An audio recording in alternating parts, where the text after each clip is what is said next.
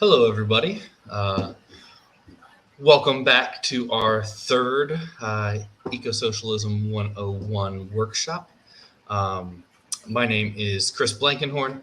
I am a former Green Party of the United States National Co-Chair, the Secretary of the Illinois Green Party, and served as the Social Media and Tech Director for the Howie Hawkins-Angela Walker campaign in 2020. These 101 workshops are a recurring monthly series that we are doing at the Green Socialist Organizing Project. Every 3 months, we repeat the same series of workshops over and over.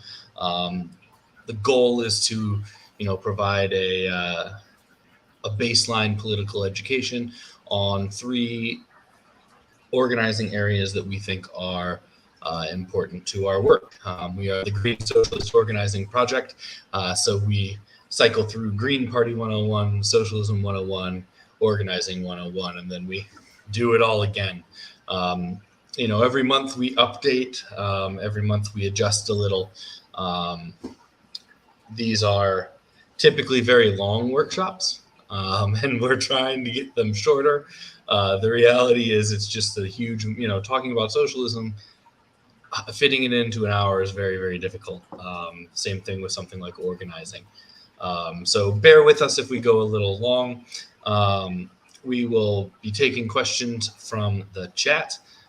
So if you're watching on Facebook or YouTube or Twitch or anything like that, you can put questions as we go into your comment section under the live stream, and Garrett and I will either, grab them as we go if they fit, or we'll get to a good stopping point and go and address questions. But we will take questions as we move along. The last 2 eco-socialisms we did, we spent a lot of time talking about what capitalism is, because you kind of have to have an understanding of, the system that we live in now, and how what we're talking about with eco-socialism differentiates from it. So the last 2 times we've done this workshop, we have kind of bogged down in that earlier part of talking about what capitalism is. We're going to try to speed through that this time and spend a little more time on the socialism side of things. But understanding capitalism is essential to understanding eco-socialism, especially if you want to understand how they're fundamentally different. So that said, if you want to see a deeper dive into the beginning of this workshop, if Garrett and I get running and you're like, man, I really wish we would have, spent a little more time talking about some of the stuff on those early slides, you can go check out our previous ones. We have all of our previous workshops at greensocialist.net/101s. You can see the slideshows that we used for them. You can watch the video. You can listen to it in podcast form. So we've got all of those, able to be gone back and looked over. So that's kind of how the major tweaks of this third session is going to be that we're going to speed through the front end a little and spend more time on the back end of the workshop. So like I said, my name's Chris Blankenhorn. I'm a former Green Party of the United States co-chair, Illinois Green Party secretary, and was the social media and tech director for the Hawkins-Walker campaign in 2020. Joining me is Garrett Wasserman, and I will let Garrett introduce themselves, and then Garrett will kind of roll us into the workshop. Yeah, thanks, Chris. Hi, everyone. I'm Garrett Wasserman, and I am a current Green Party of the United States Steering Committee co-chair, as well as a longtime member of the Green Party of Pennsylvania, where I live. I've worked on a number of different projects and campaigns and teams and whatnot in Pennsylvania, including our ballot access team in Pennsylvania, which, excitingly, we can say that the Green Party's on the ballot in Pennsylvania this year. Yay! So we have a candidate for governor and lieutenant governor and U.S. Senate, plus 2 state house candidates in the Pittsburgh area. So, if you're in Pennsylvania or you know anyone in Pennsylvania, check it out. Quick little plug, right? Greenslate2022.com. So So without any further ado, this is our Eco-socialism workshop. And as Chris pointed out, there's a lot of material to it, which means we have to compress a lot of things. We have to maybe skip over a lot of things. There's a lot of detail and nuance and whatnot that we unfortunately can't get to tonight. But we welcome your questions. If you have any questions or thoughts or just comments about which parts of this presentation you think are the most interesting and you'd like to see more follow-up either today or in future sessions, let us know. Yeah, and one thing I will, preface this workshop with saying, Socialism 101 is a huge topic. And we're coming at it, as it's titled, Ecosocialism 101, but we're coming at it from a bottom left perspective. We're coming at it from the orientation that the Green Party comes from, because we're the Green Socialist Organizing Project, right? There are absolutely other interpretations. There are absolutely other, important views and theories on what is socialism. If they are excluded from this one, it's not necessarily because, we don't find value in them. It's just the orientation that we're coming from. And I'll also kind of add in, because it got brought up in a conversation I was having with someone earlier. I like Garrett and I as a team on this, because Garrett comes from a more Bookchin municipalist background, and I come from a more Marxist bottom left and com background. So Marx will not, even though we're doing the bottom left, green perspective, Marx won't be left out. I won't let that happen. No.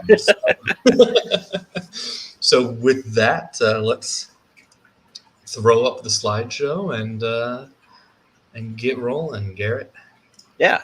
All right. So Eco-socialism 101. So introduction to ecological socialism and green political thought. So, if you saw our previous month's presentation on the Green Party, we talked a lot about what the green key values are that guide the party, and just kind of an overview of the structure of the party and all. We didn't get very deep into kind of the philosophical ideas, right? The why exactly do we support certain policies over another? There's we made some kind of arguments for the Green Party and the Green Platform last time, but coming from the socialist angle, you can see a little bit more where those ideas came from and how, the key values themselves were developed, for example. So before we get too deep into the socialist thought, I just want to real quick start with sort of a mindset that we should have when we're talking about socialism. We're really actually considering larger questions about what the structure of society should be. What type of life do we want to live? That's actually the fundamental question underneath all this stuff. That often gets really lost, especially if you watch, mainstream media or something like that, right? Everyone argues over, oh no, I want 2% tax. Well, I want 2.2% tax. It gets lost in the sauce, to take Howie's term, in all this very technical expertise stuff. And we kind of sometimes lose sight, I feel like, of what we're trying to actually accomplish with our political organizing, with our political struggle. And for me, it's very important to point out that for, our political struggle is about creating the life that we want to live and working toward that and making a better society that enables us to do that. So I think we should ask these fundamental questions about the structure of society as we go along. And when we look at life as it exists today in a more capitalist society versus where we want life to go, we could very clearly see the differences in capitalism versus socialism in terms of, what do we want out of life and are we actually getting it? All right, so our presentation breaks down to a few sections. We'll very briefly go over what capitalism is, although as Chris pointed out in our last session on this, from a few months ago, we took a much deeper dive into capitalism. So check that out if you'd like to see more discussion. After that, we'll talk about socialism kind of in general and its history, where the idea of socialism came from, and kind of some different tendencies, some different variants of socialism that we might hear about, including the ones that influenced the Green Party. And then we'll go into more of a modern history of socialism in the U.S., where we'll talk about socialist parties and movements in U.S. history that actually led to the Green Party, and what all of that would mean in the direction of organizing. And of course, our next month presentation will be on what we learn about organizing and how we can organize our communities. Yeah, and I mean, the reality is that we talk about the Green Party, socialism, and organizing in everyone, right? These are intersectional topics. Mm-hmm.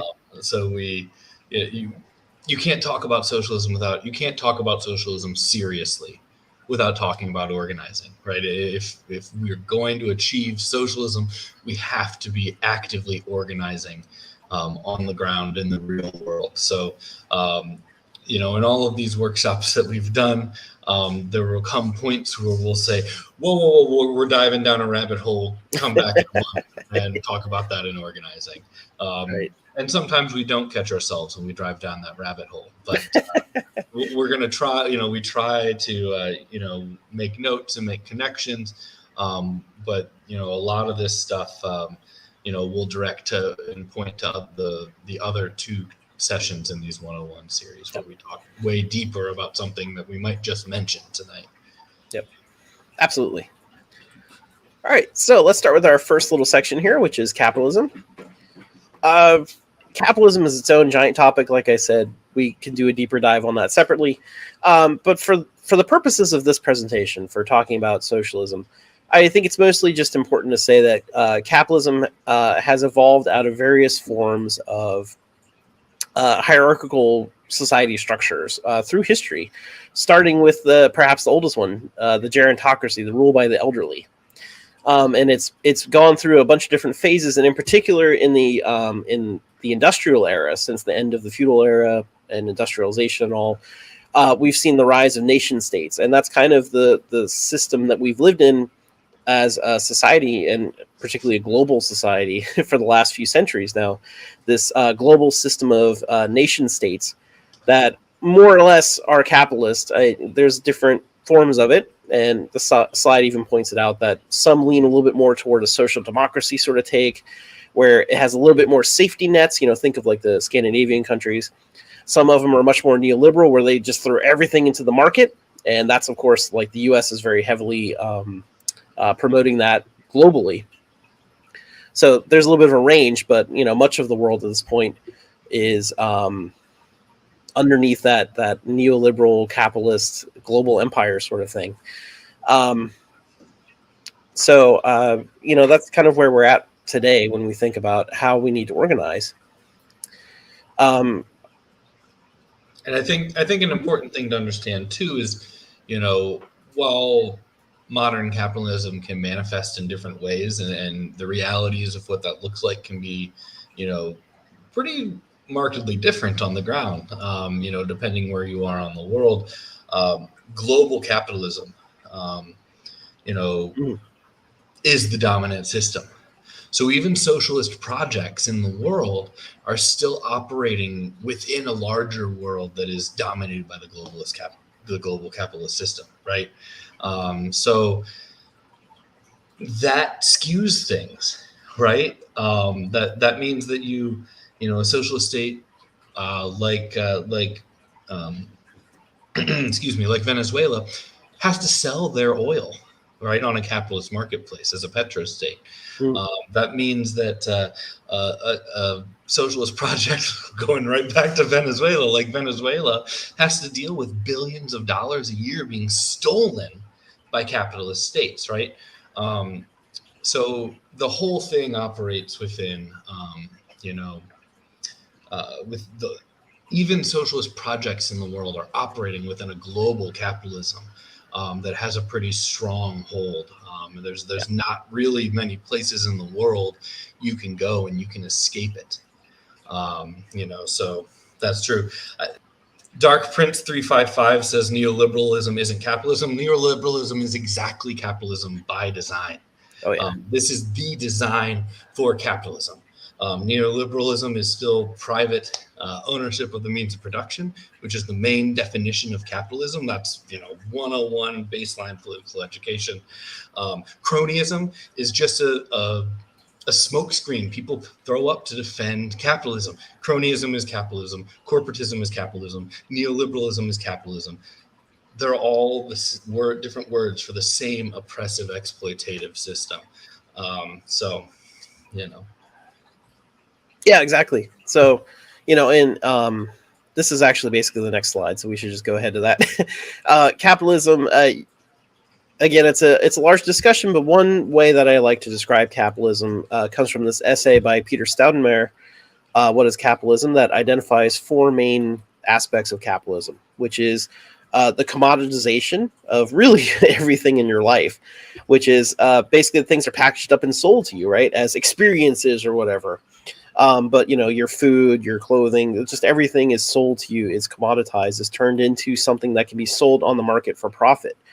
And so because of that, markets run everything. And what neoliberalism is all about is saying that markets should run everything, right? Every politician that's a neoliberal, which is, Democrats and Republicans, really, a lot of them, they all argue that the market is supreme, that we want a free market, as if that is the best ultimate thing for humanity, that like there's nothing better than that ever, right? Just we have to have markets run everything. But we see in many places around the world how bad markets really are, because markets maintain hierarchy. They maintain wealth gap, privileges of a ruling class over the rest of the people. And basically markets are just very undemocratic in a very general sense, because it gives most of the decision-making power to the people with the wealth, with the money to pay on the market, instead of making sure all of the concerns are heard. And what we see in modern, Western market capitalism often isn't market driven. Mm-hmm. It's not market driven at all. It's monopoly and oligarchy driven, right? Mm-hmm. Markets aren't determining prices; corporations are, and it's not supply and demand. There's a lot of sign value and things like that. So yeah, it's modern capitalism has pretty much even outpaced markets in many ways. Yeah, right. Those They're markets, part of the myth, right? They're part of the myth Uh-huh. of capitalism. Everyone can, pull yourself up by the bootstraps and all the things that people say. The right. idea that markets are in control in capitalism is another one of those myths. Yeah. So, other aspects of when you commoditize everything and you sell it on the market, that means you've got to have this legal concept of property. And so now you've divided everything up into private property, where you have investors owning things instead of the workers that put in the labor, or the communities that have the resources. Instead, it's capitalists, it's investors who, use their wealth to gain more wealth, to bully people on the market, so to speak. It's not actually the freedom thing, like Chris was saying. It's more about maintaining power for the people that are already wealthy.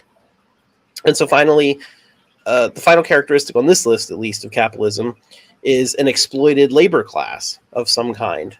And even in U.S. history, it could sometimes be outright slavery. But even if it's not obvious slavery, it's this it's the wage system that keeps people in poverty and continues to take wealth out of the poor, out of the working class, and into the wealthy. The rich get richer, the poor get poorer, that sort of thing. And that's just a characteristic of capitalism. That's why cronyism is so misleading, because it happens under a capitalist system no matter what. And we'll get a little bit more into that when we talk about Marx as we go. But as Chris mentioned, there's this whole mythology that's come up around capitalism because of it, to maintain the power and wealth of the ruling class. And so it's very harmful that, unfortunately, sometimes even leftists and progressives will repeat many of these myths that are not actually true, but it confuses people about how capitalism actually works. And so there's 7 myths that are listed here. And I think this is one of the points where we got hung up in the past, so I'm not going to dwell on it this time.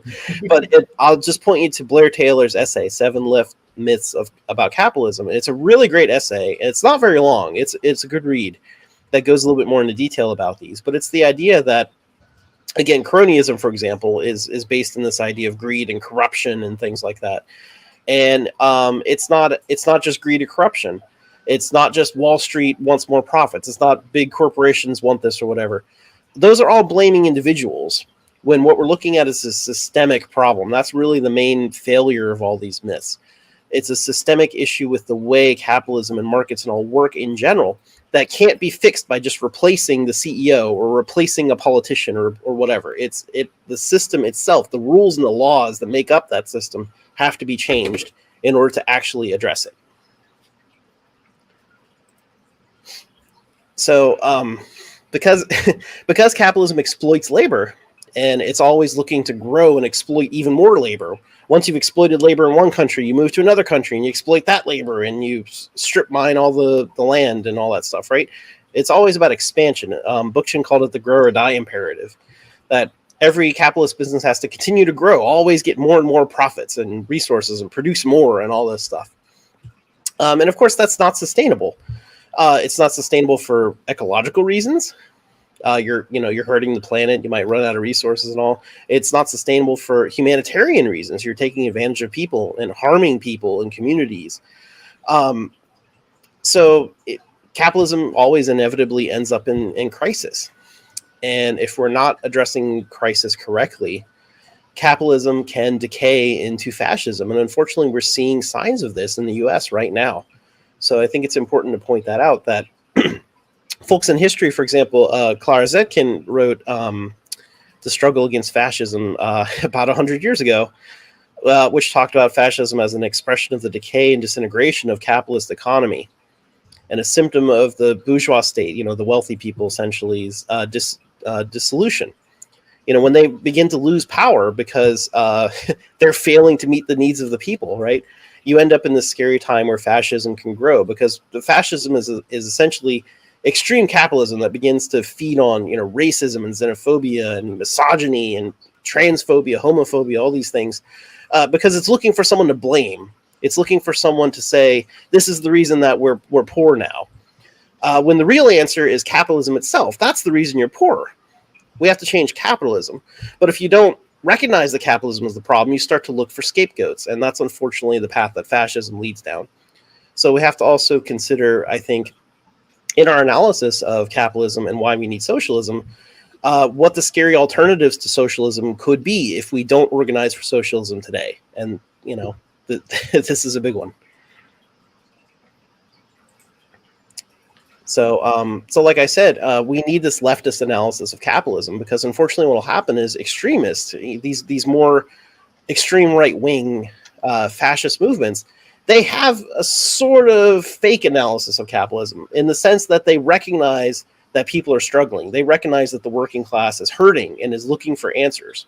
But again, instead of pointing people to capitalism being the problem, they're the henchmen, they're the cronies of capitalism, and so they drive hatred and blame of others, and really are used by the ruling class and the capitalist class to try to maintain the system, to maintain power, instead of allowing it to transition to something that's better than capitalism. We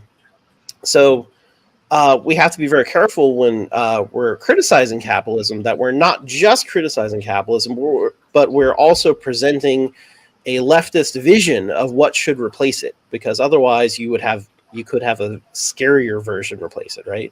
So we have to have this socialist vision instead. And I think it's really important to understand why we need to have this positive leftist vision and this positive, and this, leftist analysis of capitalism, because the working class, the normal people in the world, are experiencing capitalism, right? And they're experiencing the oppression, and they're experiencing the exploitation, and they're experiencing the everyday violence of capitalism, right? So they're aware there's a problem, right? And they're searching for, and they're often searching for solutions. And why we have to be upfront with a positive solution, with a proactive solution, with a vision, as well as being able to use our leftist analysis to connect the dots and to help them see the larger picture, is because it is very, very, very easy to fall into conspiracy theories that explain it. It's very easy to take a shortcut. It's very easy to make up words like anarcho-capitalism, right? Which in and of itself is an oxymoron. It shows a lack of understanding of both the word anarchism and the word capitalism, right? Anarchism isn't a hatred of the state. Anarchism is in opposition to any and all hierarchy, right? And it's in opposition to hierarchical organizations of power. Capitalism, by definition, is a hierarchical organization of power, right? Based on wealth and control of capital, right?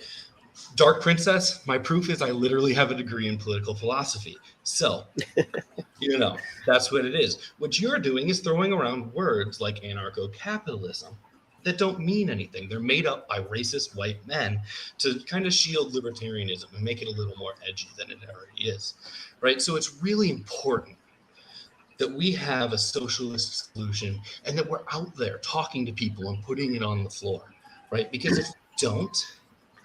if we don't, name one anarchist philosopher, the founder of libertarianism, who you probably don't know, but his name's Proudhon, and he wrote an essay called "What is Theft? What is Property?" And he declared property was theft. Ooh, and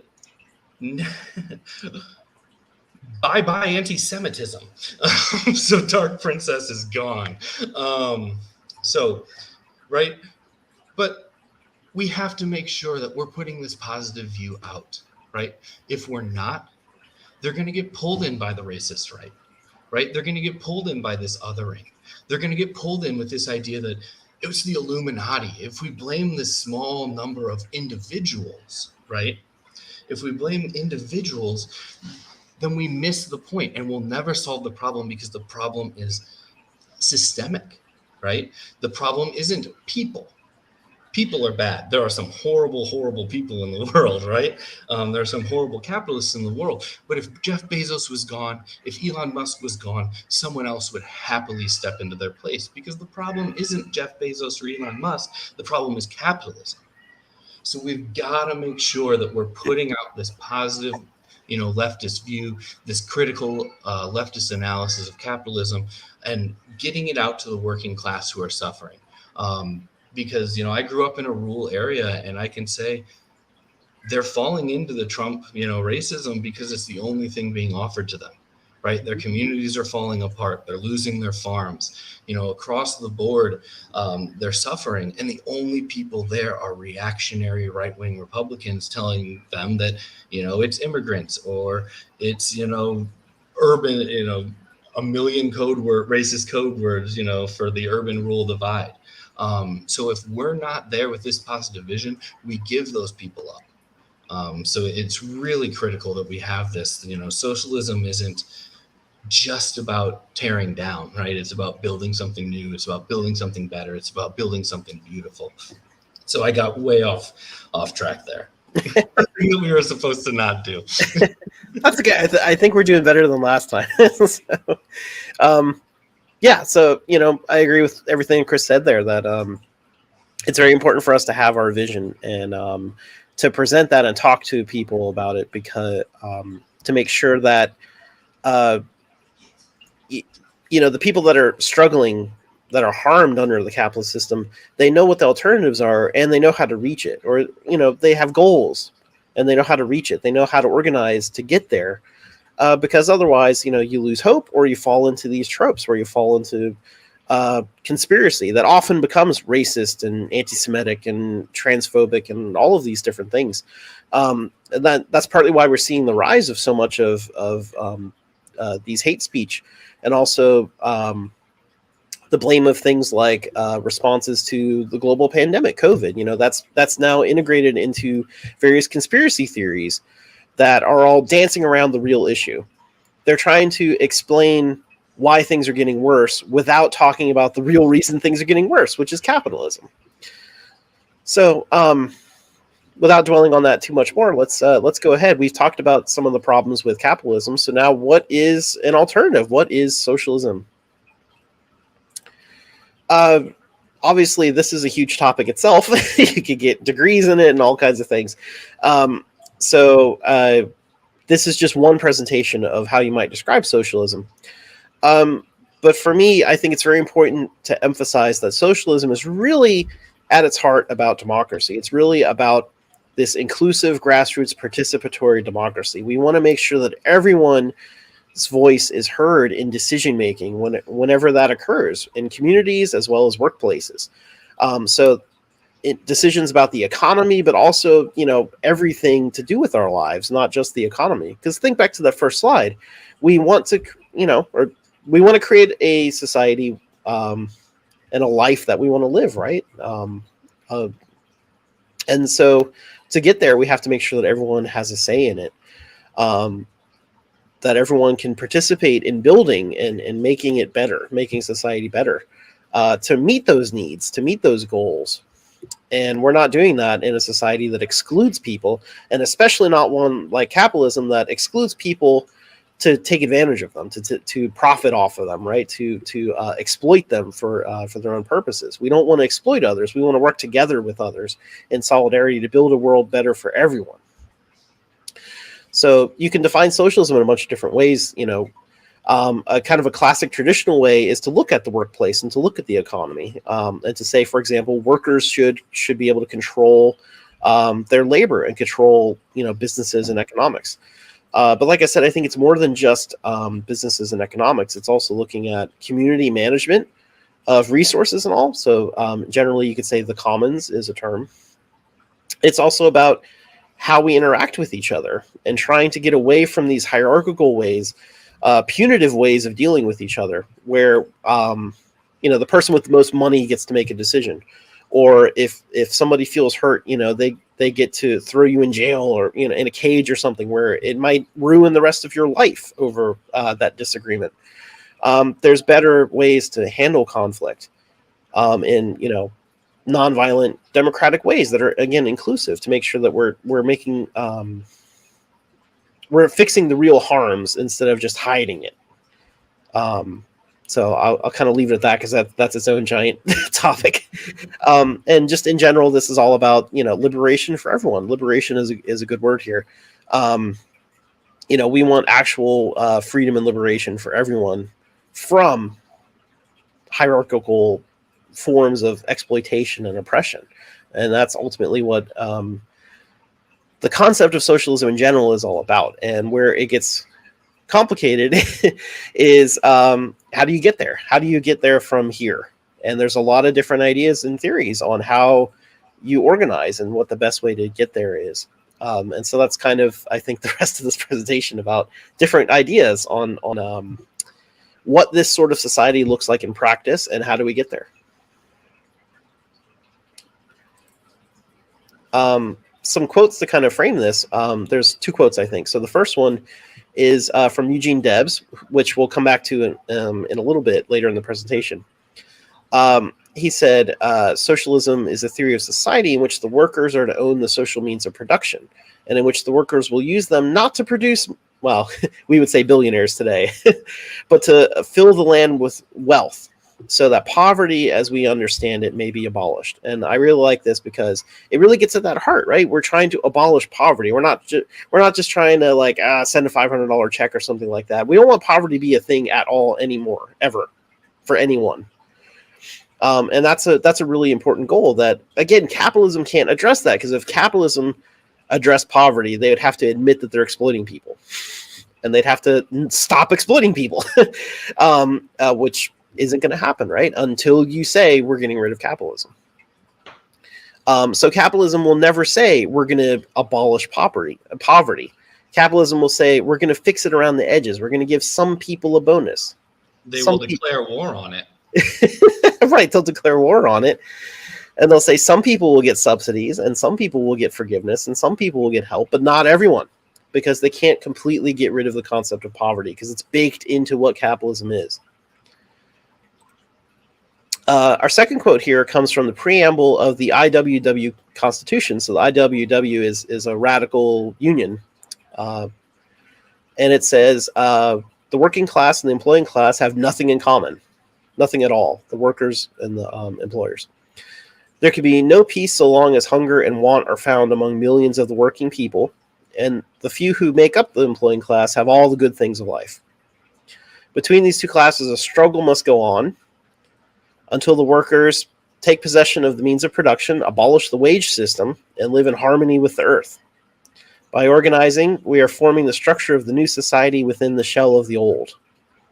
And I like this quote too because it highlights a couple of important things. That the difference between the working class and they call them the employing class. It could be the ruling class, the capitalists, lots of different terms for it.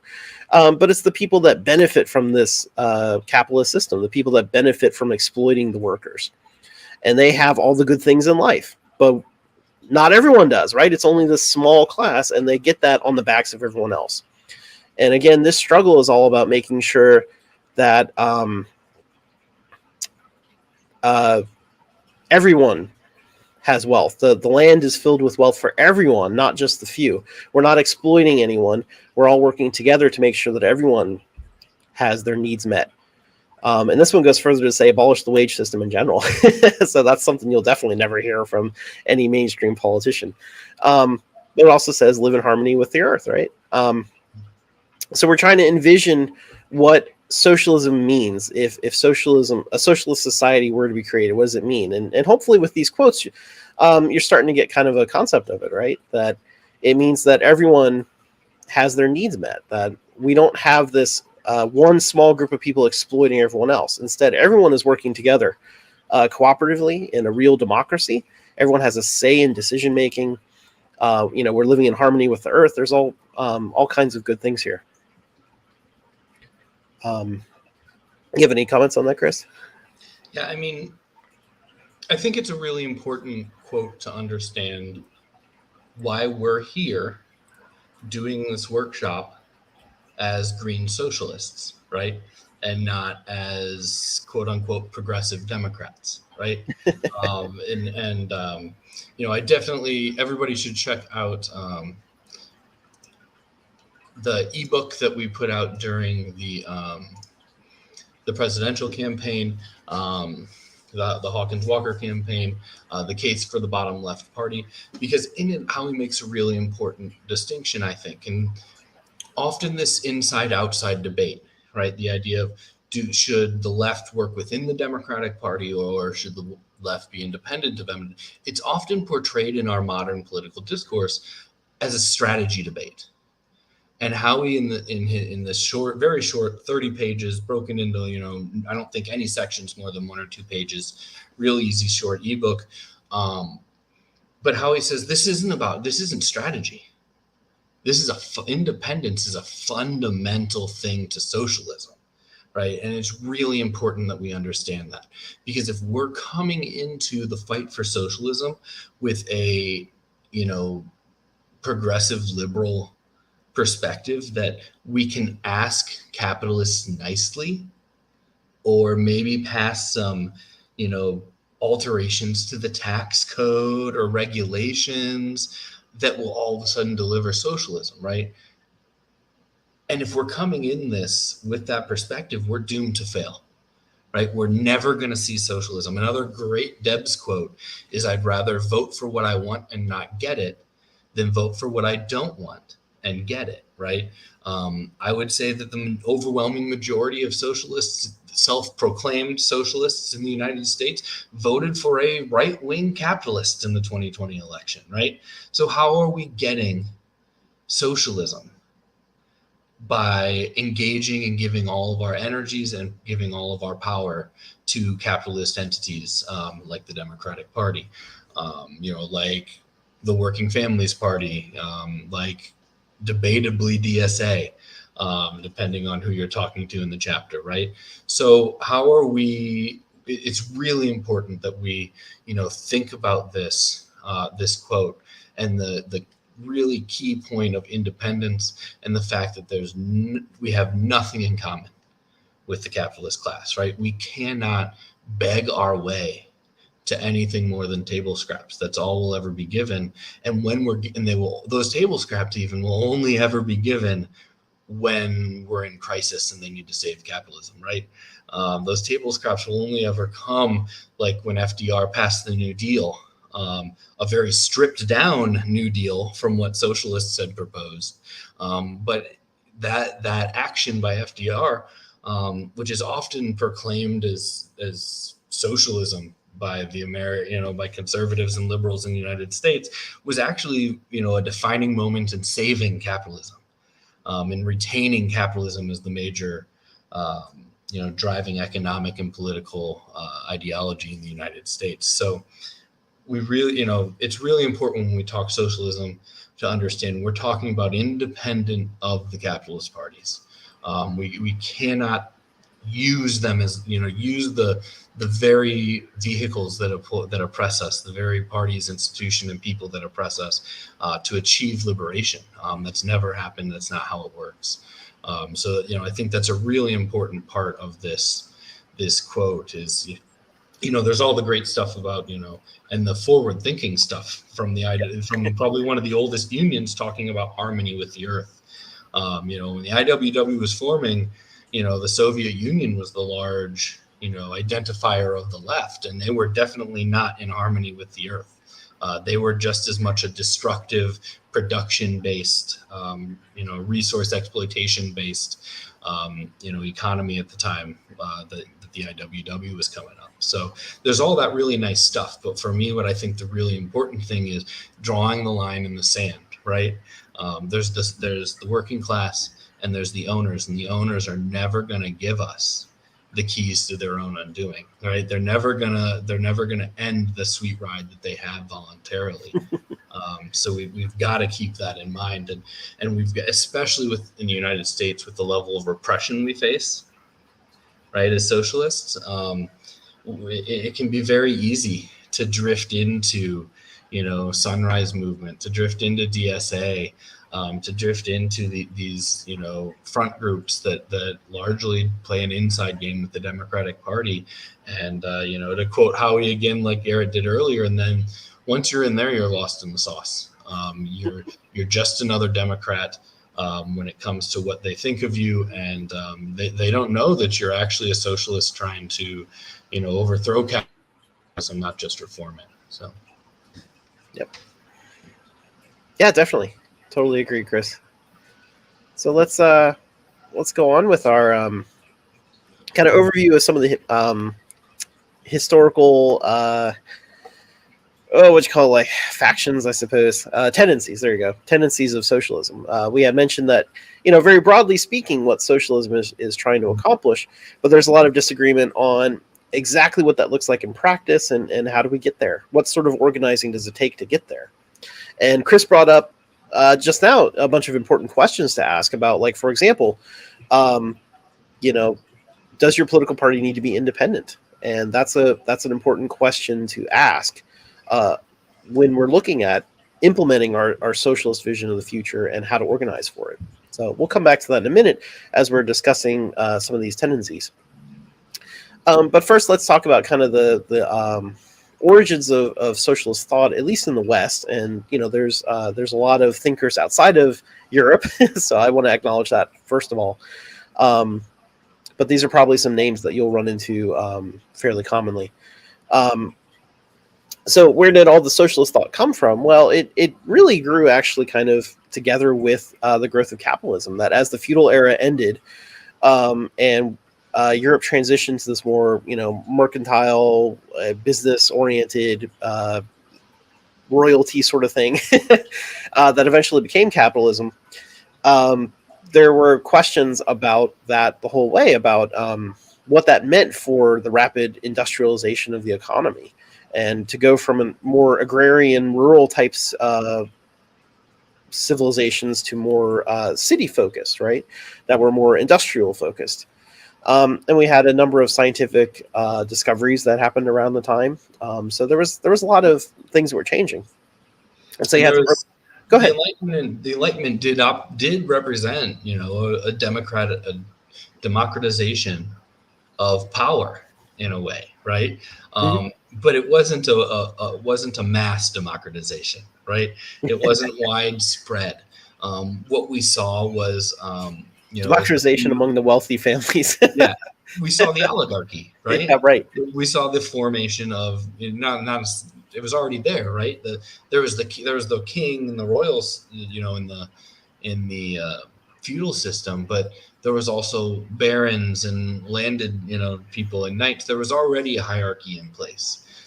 So what the Enlightenment saw is, economic power kind of coming to the forefront over, what had previously been, hereditary power in most instances, or the power of the sword.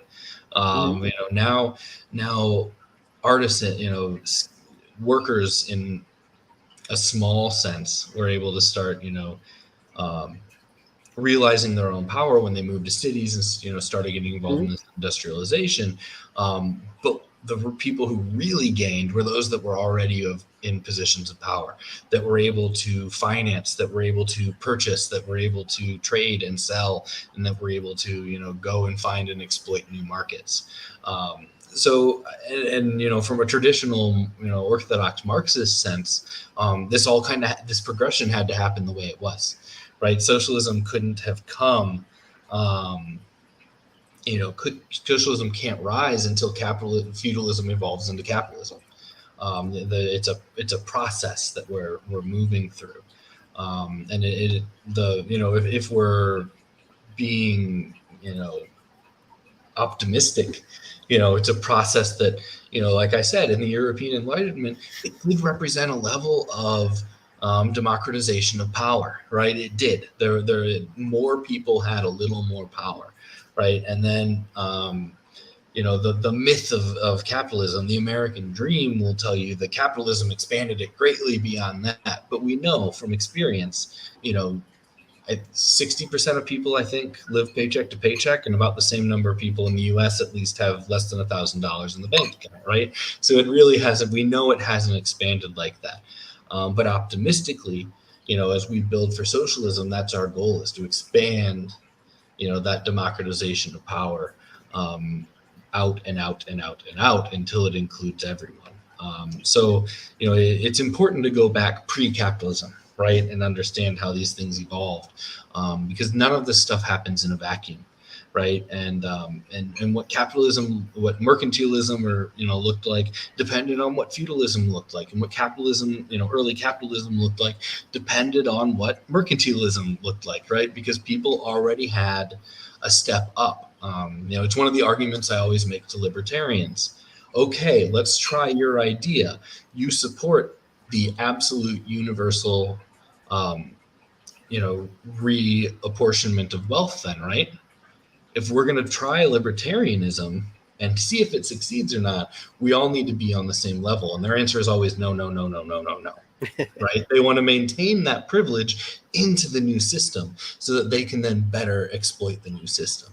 And that's how it's played out, as we've seen this slowly widening, democratization of power. But it's very much constrained and muzzled and controlled in its evolution by the people who had power in the system before.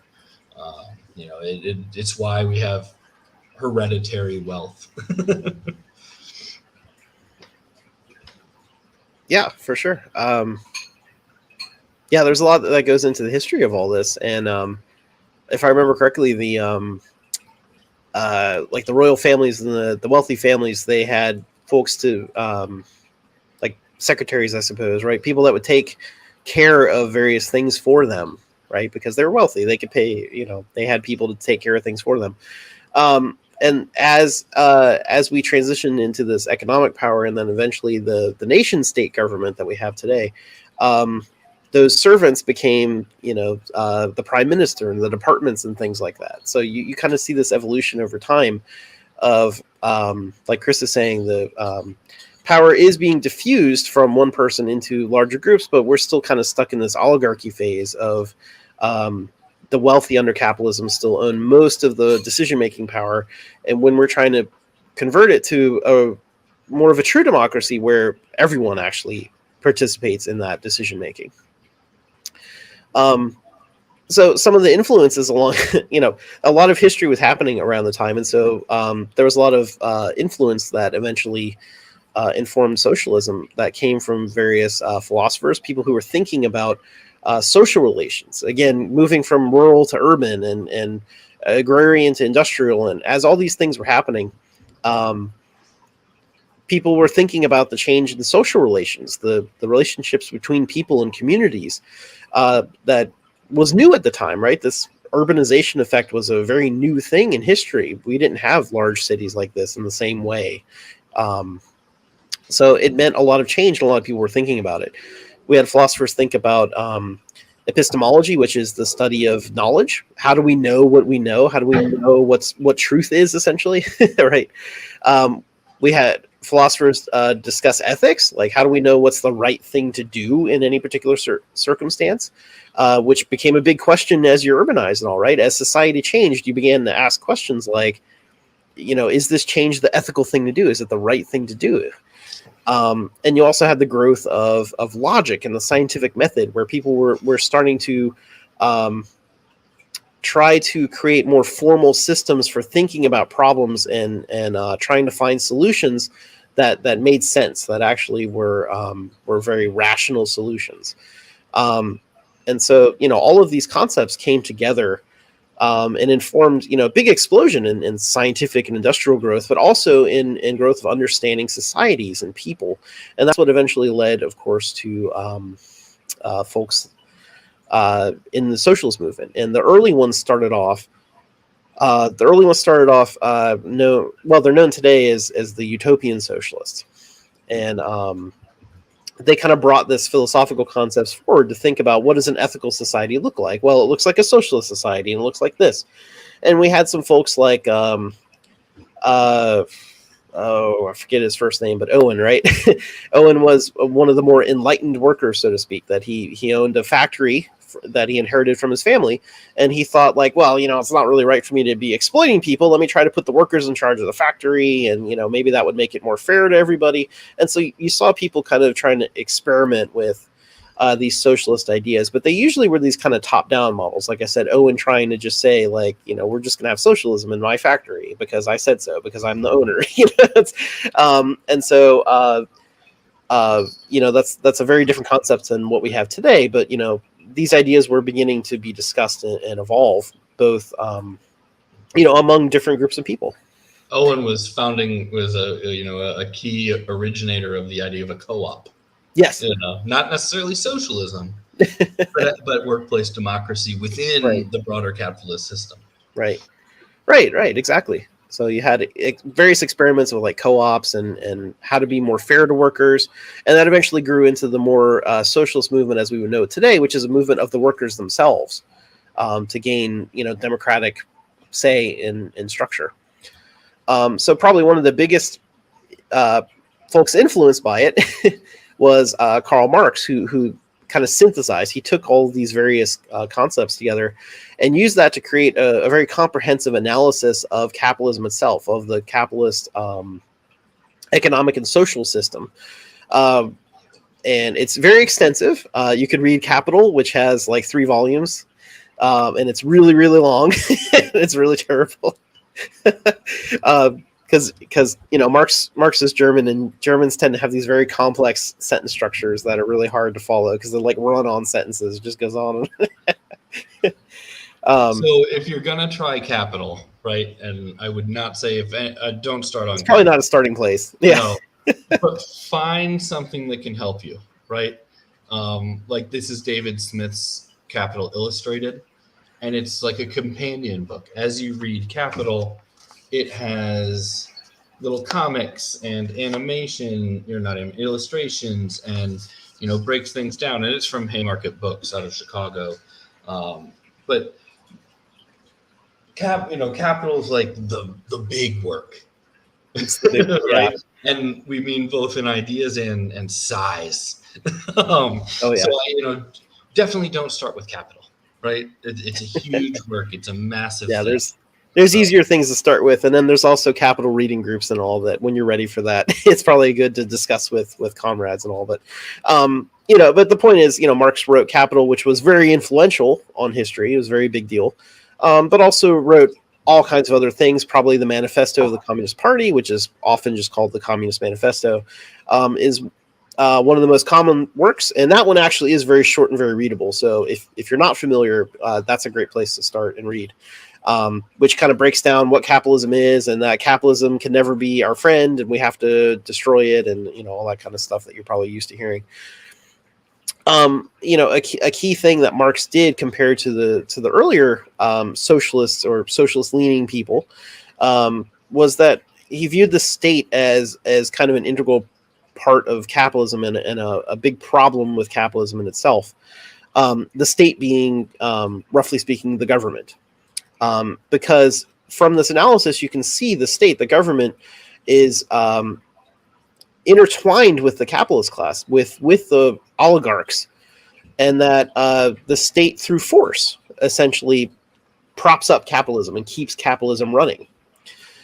So, a key insight here was that if you're ever going to deal with capitalism, then you have to also deal with the state. You have to deal with government as we know it today. And you have to turn it into something different.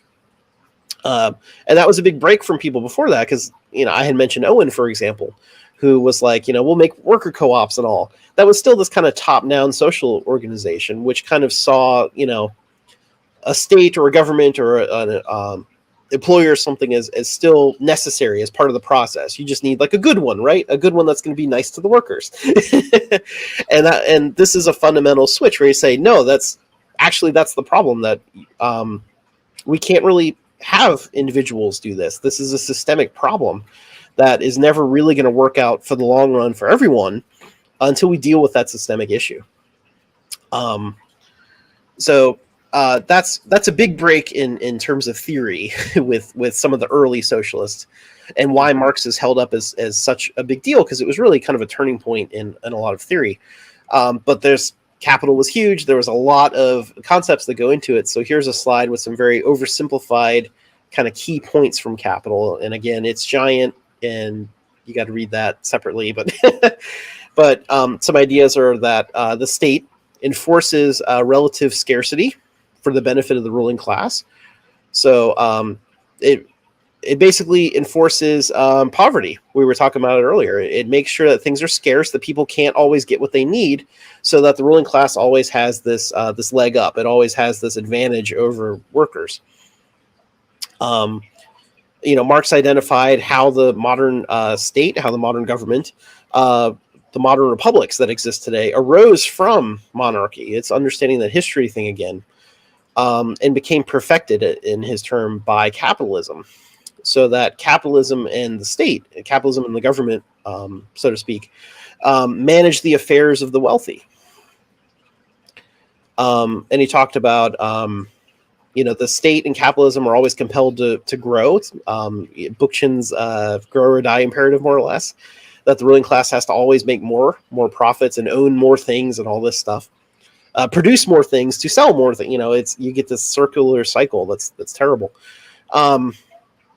And then Marx identified the working class, and that the working class had to gain its own power to halt the oppression, and that it was necessary to kind of build a worker state against the capitalist state, against the wealthy capitalist state, in order to really fundamentally change the system. So in kind of the final sort of conclusion, the working class had to advocate for itself. It had to organize itself. It had to create its own independent structures and all, and build this so-called worker state, build new institutions, a new government, so to speak, in order to deal with capitalism and to eventually replace capitalism with a new type of system that would actually fulfill all of the goals and all that we were talking about earlier. And that over time, the worker state itself, which is still kind of hierarchical when you have this kind of state government and all, you still have certain people in charge of certain things, and they get elected to certain things and all that. Over time, that itself would have to go away and eventually become this kind of truly democratic society where everyone really has a say-so, and we're not putting too much power or influence or wealth or whatever into certain people. But that would happen kind of naturally as capitalism itself is dismantled by this process of the working class fighting for itself. So yeah, go ahead, Chris. Another really important thing I think Marx did in moving, from the utopians, Kant and Hegel especially like to talk about ideas. Their work lived, in the world of ethics and linguistics and envisioning and talking about ideas. And Marx came in and introduced this idea of materialism, not Yeah. the way that we use it in modern times, right? Not I mean, it can apply, materialism, how we tend to use it colloquially, is about capitalist materialism. What Marx was talking about is we need to get out of the world of ideas, and we need to start getting into the real world. We need to address, not, and if you, another thing that you have to consider is, like Owen, most of these early thinkers were affluent. They had a level of privilege, a level of stability that let Kant didn't start writing until his 70s and then produced just an outrageous amount of works at the end of his life, right? My mentor in school always told people, if Marx makes you feel inadequate, having published groundbreaking work at the age of 27, don't worry, Kant didn't publish his first book until his 70s, right? But they were coming, they were coming from a place of privilege, right? And that allowed them to sit in their cafes and talk about things and think about ideas. And Marx grew up in this system, right? He was a young Hegelian. They would sit in the coffee houses and would fight and debate and discuss ideas for hours and days on end. But when it came time for Marx to, start putting his own analysis, his own ideas, his own prescriptions out there, he kind of rejected this in our mind centric thought, and he oriented towards the material world, right? So when we talk about materialist, in a Marxist sense, we're meaning addressing things that are happening in the real world, right? The real oppressions, what poverty looks like to people. What are the actual structures in the world that are causing that poverty? What are upholding them? Who's benefiting from it? Who's not? And this was a big break, right? This is a really big break. In a way, it's very apt to today. Where a lot of material world organizing is disappearing, and it's being replaced by remote and digital organizing, which is nowhere near as effective as getting out into the real world, right, into material space and talking to people about the real problems in their lives face to face. So that was a huge change, right? And when you make that change from talking about what ifs and idea-centric things into how do we change the material conditions of the world, now organizing becomes centric, right? Organizing becomes absolutely essential, right? And Sarah Starr has been in the chat on YouTube talking about, we need network on the ground and the grassroots. We need to be able to hold rallies. We need to be able to inform people about Bernie. That is all about what next month's 101 workshop. So that'll be Organizing 101 on Tuesday, September 27th at 8 p.m. And we'll go, deep into, how to actually theories on organizing and how to actually go out and talk to people. But it was a really important shift that Marx made, right? Because Kant and Hegel weren't ever going to do anything but ask nicely, right? And we already talked about the efficacy of asking your oppressors nicely.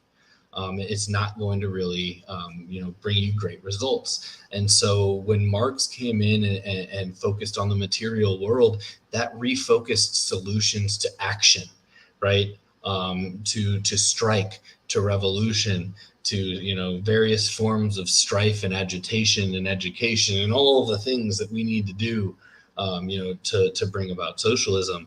But it's a really important shift that happened, with Marx, and it's really, it's really impressive that Marx was able to, spot so much of this stuff, like the state, like the nation state was very young when Marx was writing, to the point that not only did England and Germany have distinct cultures and were distinct societies, but Germany wasn't even united yet, right? There were distinct German provinces that had their own distinct cultures and that were different, and that's the world that Marx grew out of. but he could see what was happening. He could see what was coming. He saw the power that this central state was going to have. And when you look at Marx's work, there's a lot of room to quibble and disagree and critique his prescriptions, but even conservatives tend to address his critiques. Because he was very much on point, and it's really impressive how on point he was when you consider he didn't ever see capitalism, right? He was kind of living in like a proto, just being born, like capitalism. And I don't remember if we get into this on the slides, so I'm just going to say it quick and not get into it, but like he wasn't around for globalization meets capitalism, right? When all of the shit really hit the fan and took on a whole new meaning, to the point that we're at now, where the state isn't even the power source it went from the state upholding capitalism, as the main power source, to now the state is a puppet of capitalism in most cases. So, there are some really important ideas. That materialism switch was super important, and then it's really important it's really interesting to think about what he was seeing in terms of capitalism, right? And his partner Engels, we talked about. Owen was a factory owner. Engels' family owned factories, right? And so he was a member of the bourgeoisie that he was writing about, right? And he definitely got a lot. He suffered in terms of his affluence there, but it was a different time, but he was able to see the writing on the wall for what it would become, to the point that 200 years later we're still addressing it. Right? If he had only dealt with proto-capitalism that he saw in the world, we wouldn't be addressing Marx the way we address Marx. We would be addressing other post-Marxists that are super important still, that caught this stuff, right, in real time. But the fact that we still address him today with at such a level shows that his analysis, his critiques, had a forethought and a vision that was beyond what he was actually seeing in the world. This is where I'm more of the Marxist, and Garrett's more of the Bakunin municipal. Yes, I definitely wanted to hand the slide over to Chris on this, because there's a lot of important Marxist ideas here. And, as Chris pointed out, in some ways, Marx's analysis is somewhat old. It's 200 years old, and he grew up before the neoliberal global order that we live in today. But at the same time, some of that analysis was just so good and so on point that it still applies today, and it's still really worth a read and grappling and thinking about in terms of how does it apply to today. Maybe it doesn't necessarily apply in the same way today, but it's really worth thinking about and integrating into our organizing methods today. So, excuse me. Oh, sorry. Oh, went the wrong way. So, Marx was a really big turning point in kind of socialist theory. So I don't want to get too bogged down into all the different things, but just especially as folks that are maybe new to the Green Party or new to socialism in general, maybe you've heard names and you've heard ideas and all. And so just kind of wanted to give a brief overview of how all these things are related to each other. I have it text here, but I made a diagram. Yeah. All right. So as the title says, this is very oversimplified. So please, don't, oh, you forgot this part or whatever, I'm just trying to get across very, very basic general ideas here. But from our early socialist theory, you had more or less two branches form, and you had the Marx branch because Marx was just so influential. But you also had what became known as the anarchist, which was a different branch. And, one of the earliest was, Chris already mentioned him earlier, Proudhon, who I believe called himself a mutualist at the time. And it was a lot more of a worker-oriented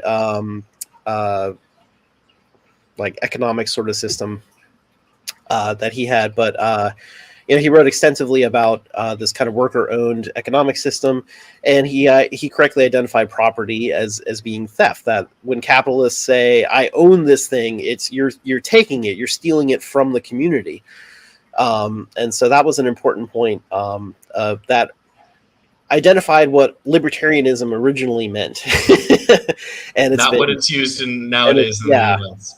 And libertarianism still around the world has a leftist connotation, except for in the U.S.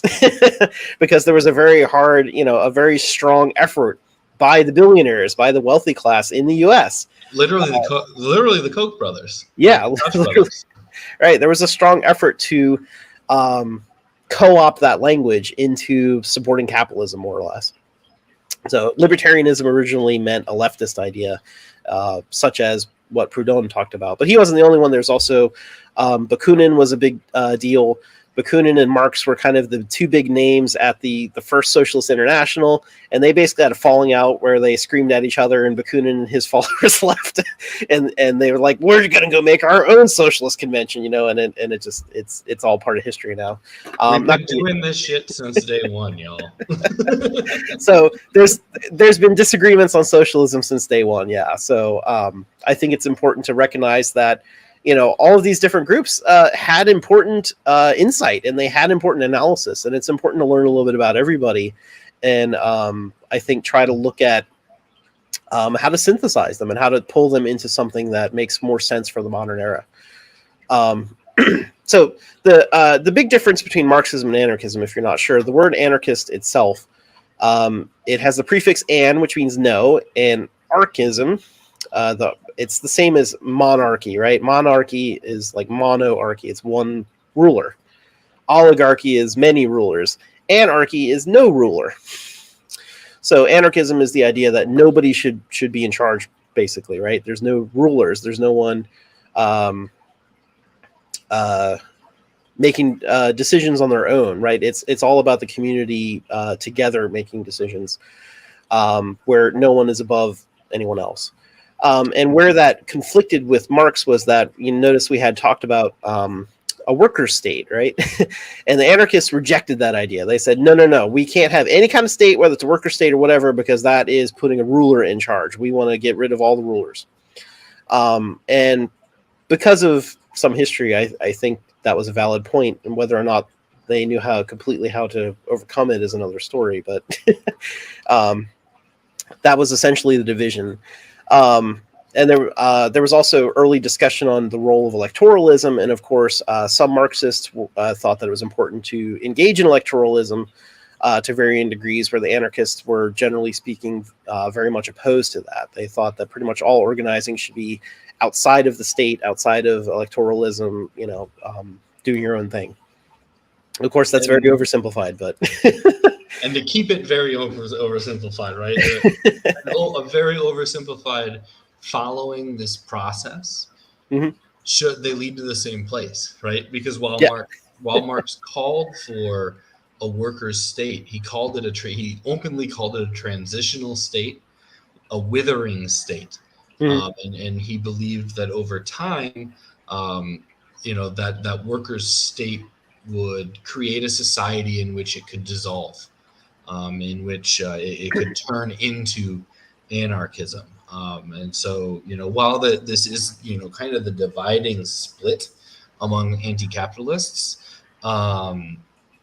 it's interesting because in the end, they both play, originally at least, they both play out. I definitely know some Marxist-Leninists who don't believe in the withering state, right? Who don't believe the state should ever go away, and they don't want anarchism as an end result, right? At least not, an open.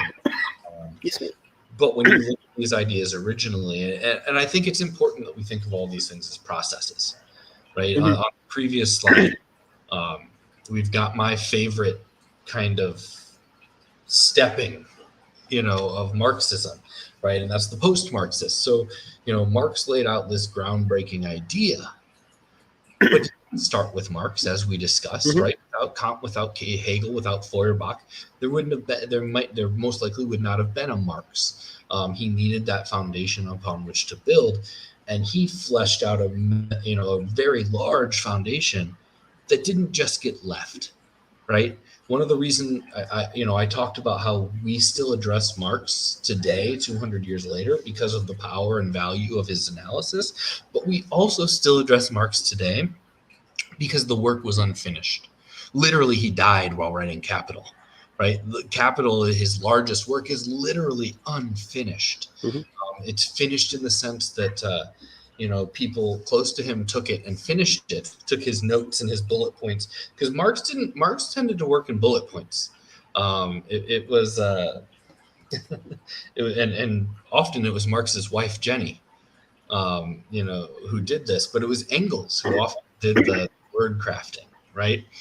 He took Marx's bullet points and Marx's scribbles and turned them into something. But it was an unfinished work. And so one of my favorite things about Marxism is you have to understand it as almost a scientific process, right? The way of thinking and analyzing the world, through a materialist view, through a dialectical view, dialectical materialism, literally, is what it's called. But we mentioned earlier, right? I mentioned earlier that when Marx was alive, he was alive kind of during a proto-capitalism, right? Capitalism had certainly overtaken mercantilism, and that very much was spurred on by colonialism, right? By those in power then expanding and seizing more and exploiting more assets and all of that. But when Marx passed and when Marxist analysis was, when the ink was dry on the paper, people kept going, right? So Marx didn't quite see what a global nation state would look like, right? Gramsci came along in the 1920s and gave us the idea of hegemony, the idea of how culture and capitalism start to merge, because in Marx's time that hadn't quite really started to happen in full yet. English capitalists and German capitalists kind of had their own distinctness to them. Gramsci started to see how globalization and culture and capitalism would combine, and he created this word hegemony, which is the dominant ideological view of a society. He also was a very early critic of the Soviet Union in saying this isn't Marxism. He pointed out, you skipped capitalism. You went straight from a feudal Russia to a socialist state. And that I'm sure we'll talk about critical support later, right? And what that means. But so Gramsci came up and he started to formulate how culture and capitalism could combine. And then World War II happened, right? And World War II kicked off a whole level of globalization, right? We're all to fight a global war. We had to set up, logistics. We had to set up, shipping lanes. We had to learn how to do all of this stuff on a global level. And when the war ended, we transitioned all of that war, logistics and economic energy into private profit, into capitalist energy. So now we're getting Adorno and Horkheimer, who are going to come in and start talking about the culture industry. Right. And now it's not just that capitalism and culture are merging, it's that capitalism is starting to create culture and to guide and to be influenced and to control what culture looks like. And if you look at our world, you look at the US society, it's very clear, right? That capitalism is one of the major drivers of our culture, of our identity. So you've got Adorno and Horkheimer coming in the 50s and 60s post World War II and getting into that. And then you've got Guy Debord in France and the Situationists Guy Debord starts talking about the society of the spectacle and the idea that, that this culture that capitalism is producing is not actually real. It's a myth. It's a bauble. It's a smokescreen, right? And so you see from Marx's ideas, and as the world changes and the world evolves, Marxists evolve with it, right? And then when you hit, the civil rights movement, When that blows up, all of a sudden we've got Angela Davis talking about race and Marxism. We've got Julia Kristeva talking about, Freud, bringing Freud and psychology into Marxism, and talking about, psychic internal revolutions as key to the larger revolution. You've got queer, Marxists. You've got, Marxists who are addressing, the inherent ableism of capitalism, right? And it's all built on this foundation, because Marxism was an intersectional idea before the word intersectional existed, right? Oppression is an intersectional thing. And so because the foundation was so stable, the critique was so solid, as Marxism grew, as new thinkers brought their experiences and their perspectives into it, we just saw, it's a family tree, right? Where you've got Feuerbach and Hegel and all of them as the roots. And Kant, and then Marx coming up as the trunk, and then it branches out, into everything that, we see in modern Marxism today. Go look on, somewhere like AK Press, and you'll see the wide breadth of Marxism.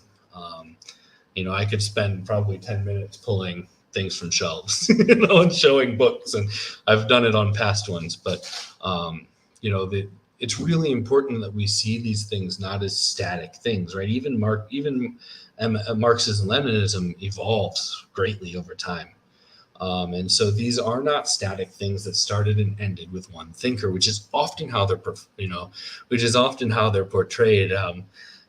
When a conservative or a liberal attacks Marxism, they tend to attack Marx, like the person. Because when it comes down to it, they don't have a fundamental understanding that Marx the person isn't that important in the fight for Marxism, as much as the ideas that came out of it, right? And the growth and the expansion of those ideas over time. So, it's really important that when we talk about socialism, we see it as a living thing. We see it as a precarious thing, right? Because we're talking about things that, haven't necessarily been realized. So it's important to keep that in our view when we talk about these things, that, and our discourse is very much stuck, right? I'm sure every socialist that listens to this has had the word Venezuela just shouted at them.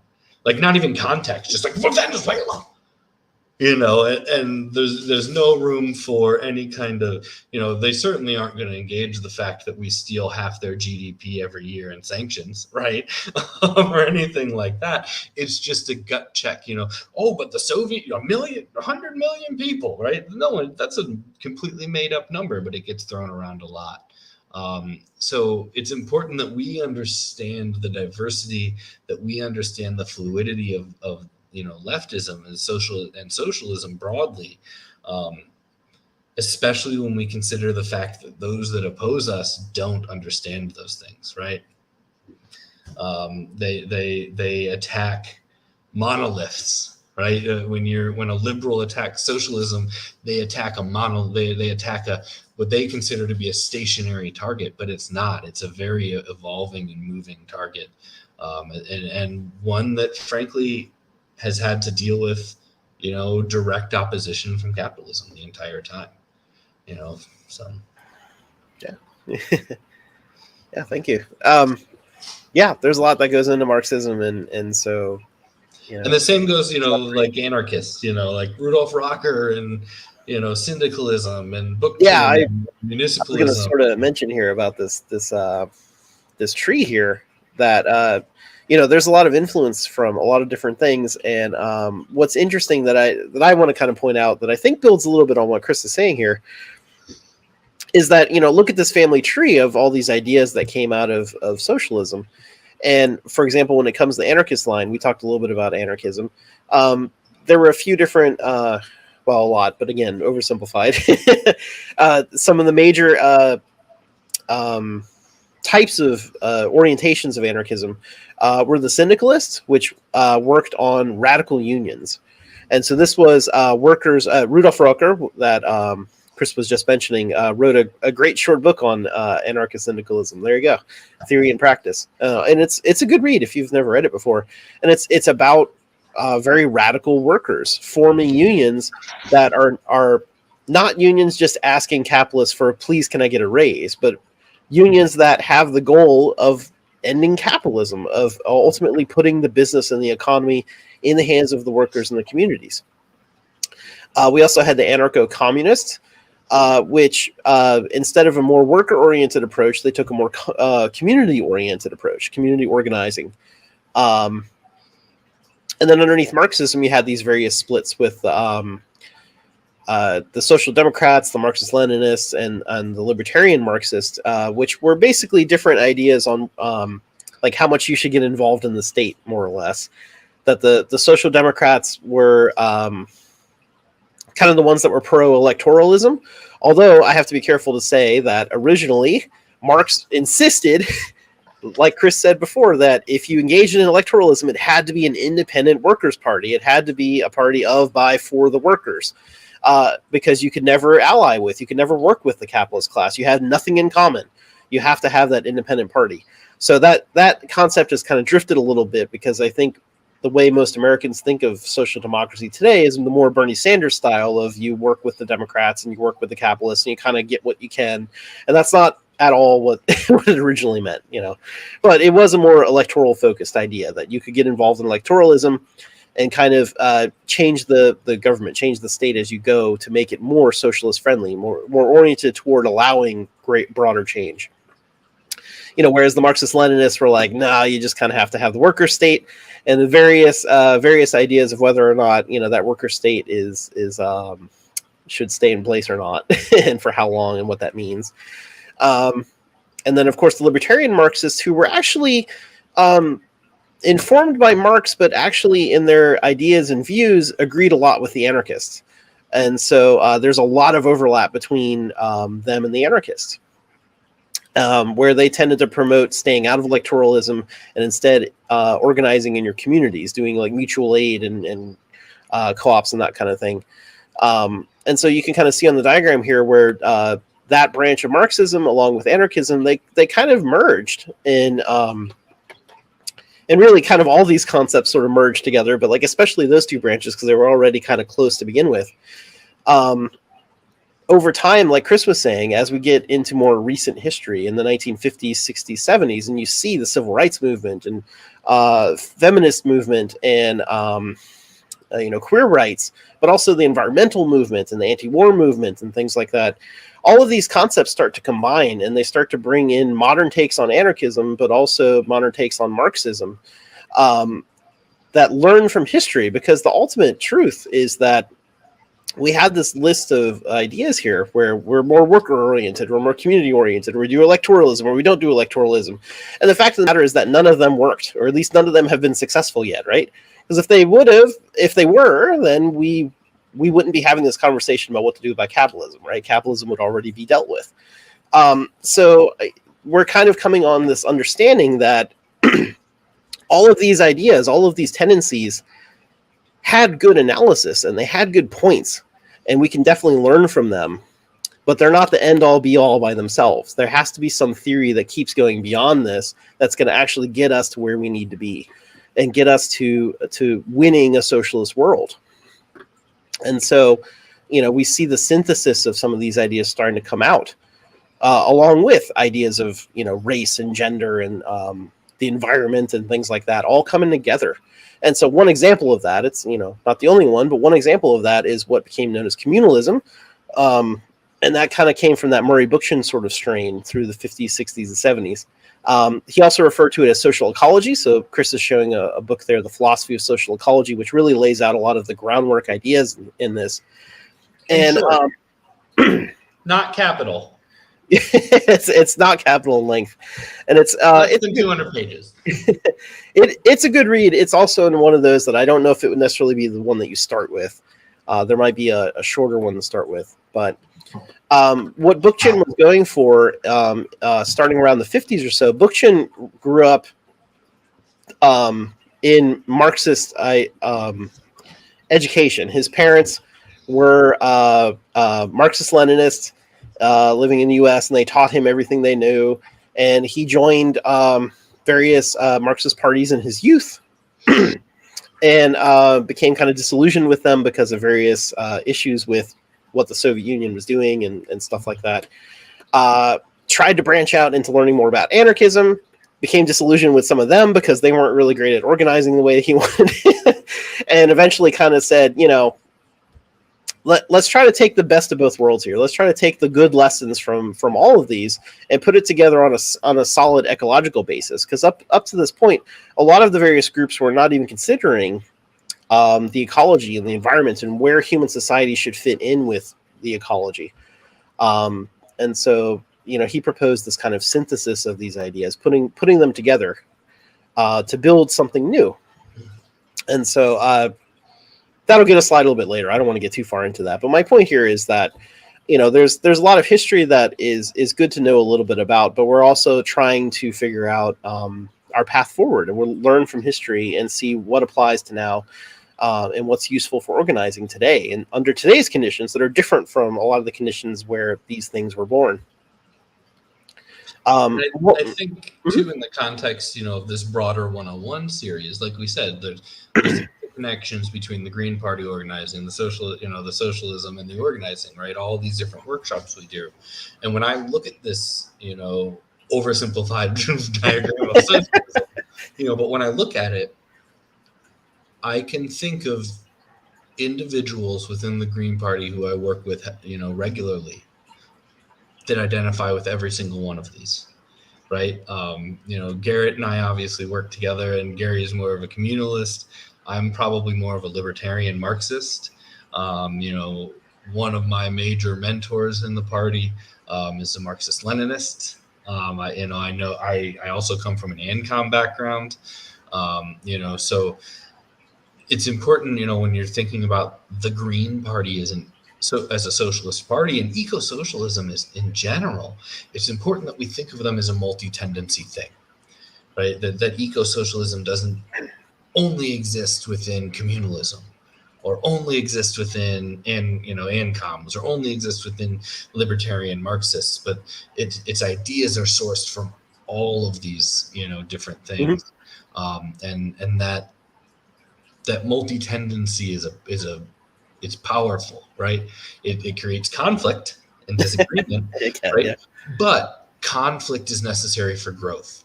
Conflict is necessary for new ideas to come out. The battling of these ideas and most of them, in many ways, these ideas of the past battle out today and provide us with, new paths and new solutions, and we can take things that worked here and take things that worked there, and frankly, some things that worked somewhere might not work here. Some things that didn't work might work now, and it's one of the areas that I am very much a Marxist is the idea that what socialism looks like is going to be different everywhere. What the struggle for socialism looks like is going to be different everywhere, right? And so when we have this multi-tendency movement, it's all about, multiplicity of tactics and radical solidarity. So what I mean is, while the ANCOMs think and the communalists think we should, really stay in our neighborhoods, right? And the syndicalists think we should really focus on workplaces, and MLMs think we should really focus on the state. We let each one of them work in those areas, right? If you want to run for office, join the Green Party. And if you're a member of a Marxist organization, become a dual member in the Green Party, because the Green Party offers an electoral vehicle to pursue that, right? The Green Party local Green Parties also participate in mutual aid work, in community organizing, right?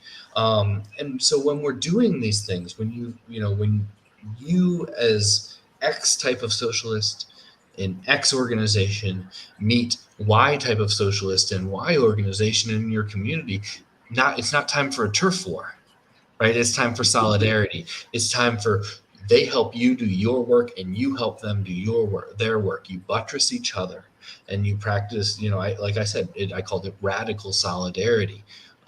This idea that we support each other in the work that we do rather than fighting with each other and fighting over members and resources and those types of things. Because like Garrett said, we wouldn't be having this conversation if any, of the names on this, if any of the ideologies on this list had figured out the answer, right? We're calling for something precarious. We're calling for, we're calling for a very big transformational, radical change of society.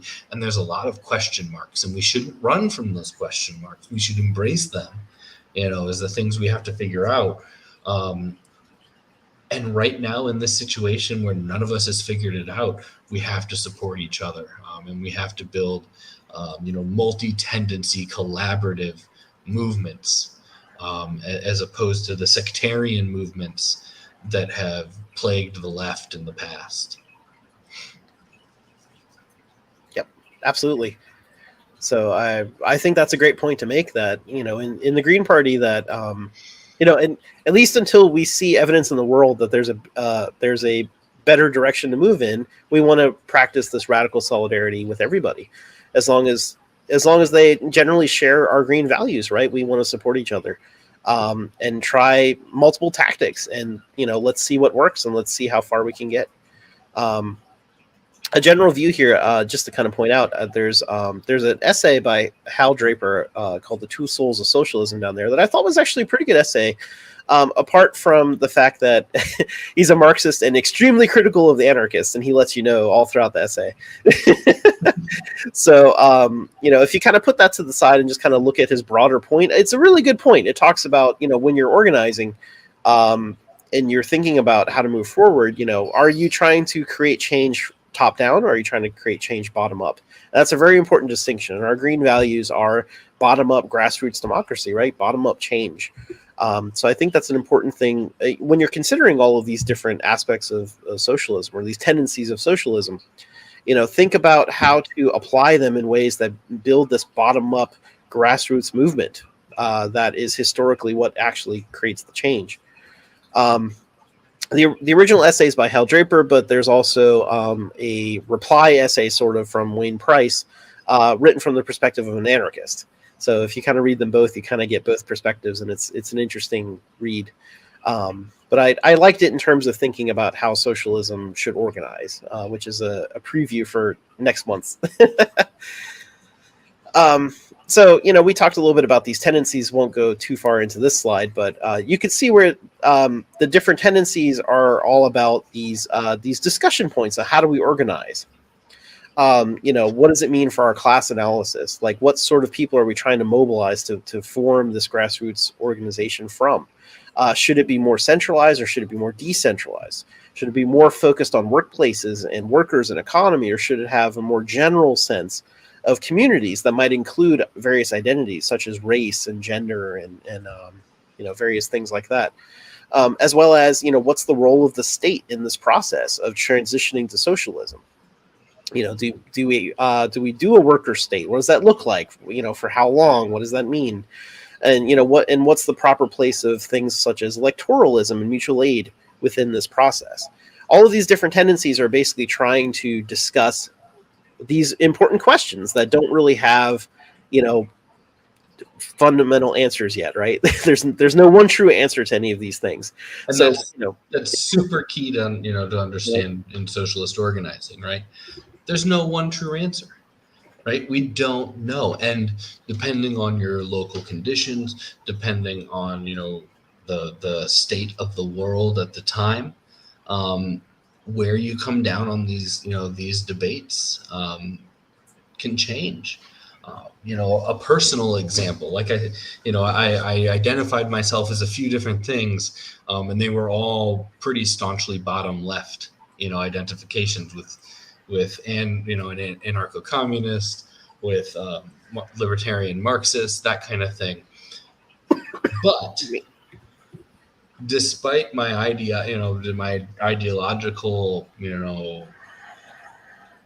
orientation being towards that bottom left, when I look at the climate crisis, when I look at less than 8 years before we're really, really fucked, we need some centralization, right? There is no solution, in my perspective, to the climate crisis right now that comes through a million localized anarchist movements, right? I think that the scope of the transition that we need to make to, you know, avert societal collapse and, you know, ecological catastrophe requires a level of centralization that historically I haven't been comfortable with, right? Because I do tend to come down with Bakunin and um, Proudhon and say, you know, power corrupts. I have real big concerns whether the workers' state will ever allow itself to wither, because the state in and of itself has some control over power. So, you know, when it could very much differ on what kind of issue you're talking about, right?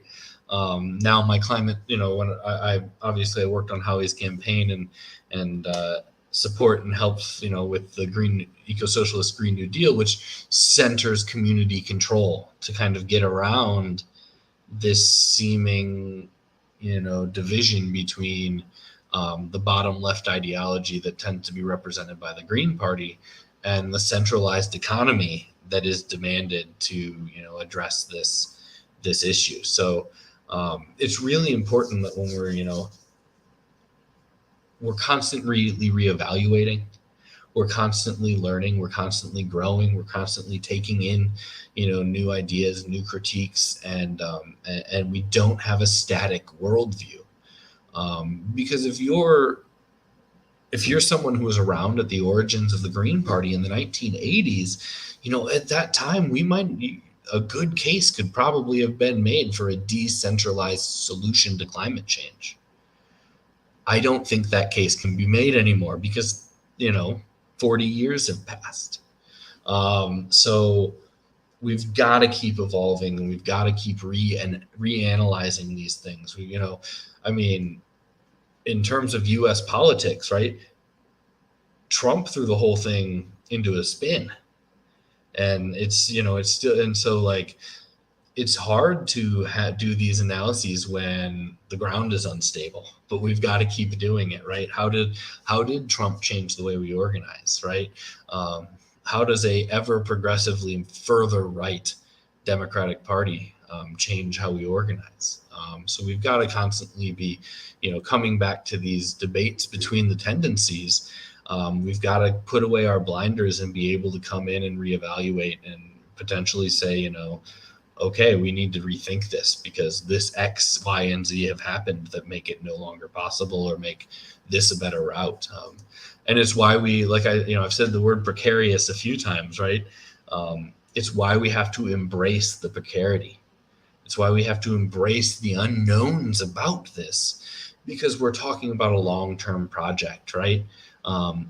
Even if you're an orthodox Marxist, especially if you're an orthodox Marxist, right? How long is the transitional state?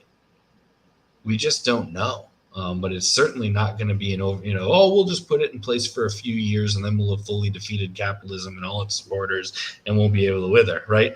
When we're talking about a transitional state, we're likely speaking generationally, so that society can change. So when we're talking about the project for socialism, we need to be, you know, doing our analysis in the now. We need to be, you know, learning from the past, and we need to be looking to the future. Absolutely. So I think that kind of we got like 20 minutes or so left, and so this actually pretty much brings us to our last little section here on more modern organizing and what all of this means for the Green Party and the idea of green socialism and eco-socialism, and of course lead to ideas to keep in mind for how we should organize in sight of all these ideas. So one point to consider is that we've talked about the challenges that we're facing, both historically as well as in front of us with things like climate change.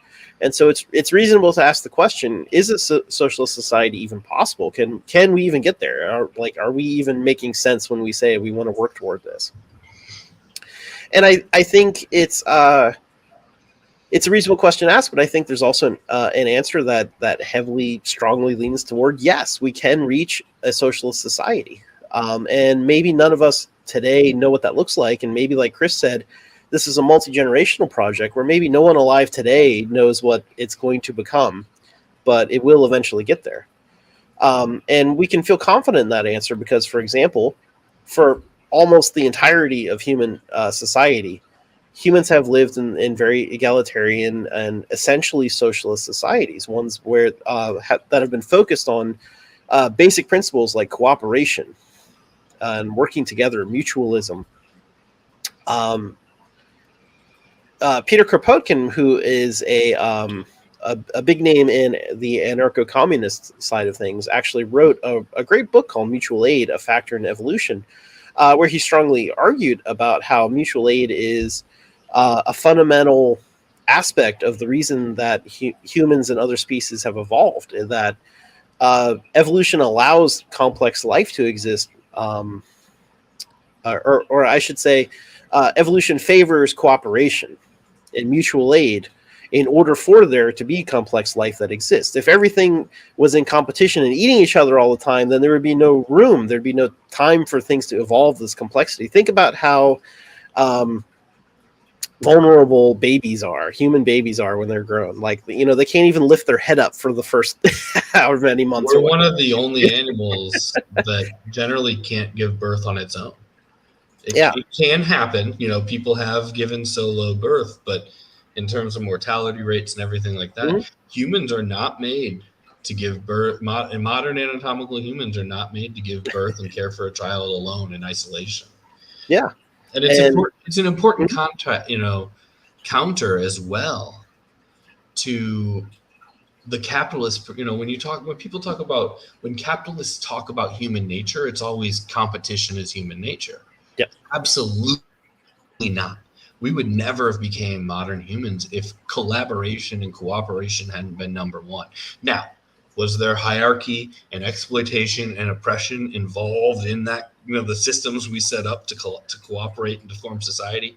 Absolutely, right? From once we started dividing labor and religion came in and things like that, we absolutely developed power hierarchies, but we never would have gotten out of hunter-gatherers. We probably wouldn't even gotten to hunter-gatherer stage, right? If we weren't collaborating as a group, if we weren't, we're fundamentally social animals. Humans are animals. Yeah, exactly. And so maybe humans are in some sense the most extreme case, the most vulnerable case. But as Kropotkin wrote in the book, that we see this across many different species across the animal kingdom, that just some version of cooperation or mutualism is essentially necessary for life on Earth.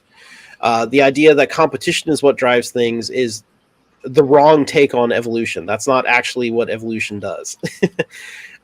So for one thing, that's an important aspect to both counter in terms of the capitalist propaganda, but also to keep in mind to encourage ourselves that human nature, if there is such a thing, that's its own complicated discussion. But, to the extent that there is a human nature, it's one that's much more built on cooperation and community and mutual aid and things like that. And, if we can build our society to favor those traits, we can move toward a socialist society. And the other aspect of this to keep in mind is, we were just talking about history, about how capitalism grew out of monarchies in the feudal period and things like that. The other aspect of this is that capitalists treat capitalism as if it's been around since the dawn of time, and capitalism has only been around for really like a couple of lifetimes, like a few generations. This is really a very, very new thing in human history. So they act like capitalism is inevitable, and it's not. This is something that is very new in human history, and it doesn't necessarily have to be this way. Humans have existed for a long time before this, and humans will exist after capitalism if we can organize and change it. If we can't, we won't. Yeah. If we can't organize out capitalism, then humans won't exist beyond capitalism because it will kill us. Yeah, and right. Ultimately, that grow or die imperative is going to exploit people and exploit the planet until either we change or the planet gets rid of us, more or less. So, this is an important thing to go. So, we have to follow that idea of mutualism and cooperation to build the new kind of human society that can live in harmony with nature and ecology to move forward. And so, an important part of that is none of us really know exactly what that looks like. We have ideas, right? We kind of know the direction that we need to move in. We have policy like the Green New Deal, and we have values and all that we've been talking about in this presentation. But we don't know exactly what that's going to look like. We don't know exactly what the moment is going to look like when capitalism crumbles and socialism takes over and we live in an ecological harmony. And it's really wrong to think of it in terms of there being an end point, like that there's going to, like on Thursday, it's going to be eco-socialism. It's not going to be that way. We have to think about it really as an ongoing process that, as far as we know, is going to go on indefinitely, that we are going to always be, the socialist project is one of always improving humanity, always pushing to try to do better. And so that's another aspect of this, that socialism is not necessarily an end goal, but it's the journey, right? It's the process of trying to improve ourselves and to deal with the problems as they come up. And as we address certain problems, we might notice other problems, or maybe other, especially like environmental related problems, might come up over time that we weren't even aware of. And so, there'll be this continual process of dealing with challenges as they come up. But, as we're moving toward the socialist society, we're creating one where everyone has a say. It's that democratically run. We're making sure we're taking care of everyone. So as these challenges come up, we can more fundamentally deal with them because we're dealing with them together systemically as a society. So I think there's actually a lot of optimism that, for some sense of the term, that we can reach a socialist society and that we can organize for it today and we can win. Yeah, another one of the areas, like I said at the beginning, I come from more of a Marxist background, but another area where I'm very, very Marxist is the idea that there is no peace, love, and happiness. There is no utopia at the end of the road, and part of that comes from a belief that as long as there are two people, there will be things we need to work out, right? There will be things that we need to parse through. There will be, potential conflicts. And then the other side of that is we live on a dynamic world, right? We very much live on a ever-changing world. And because of that, we can't build a static end state. Right? It's not possible. We can hit like an equilibrium or a harmony at one point or another, possibly in a utopian world, right, where things go well, in generations in the future. Like we hit Star Trek for a second, right, or something like that. But then guess what? The Earth is living, and it changes, right? And the land underneath us is literally moving. At the same time that our planet is hurling around the sun and our sun is hurling around a galaxy and our galaxy is hurling around the universe, right? There's so much that can happen. There's so much that can happen that it means that there is no real, end. That we're always going to be, it's the struggle, and the struggle never ends, right? We can make the struggle a lot better. But there's always going to be things in the world, especially if we're talking about mass society, that we need to address. And since I brought up Star Trek would be incredibly boring in terms of plot if they didn't have to do this struggle, if they didn't have to work out the things, right?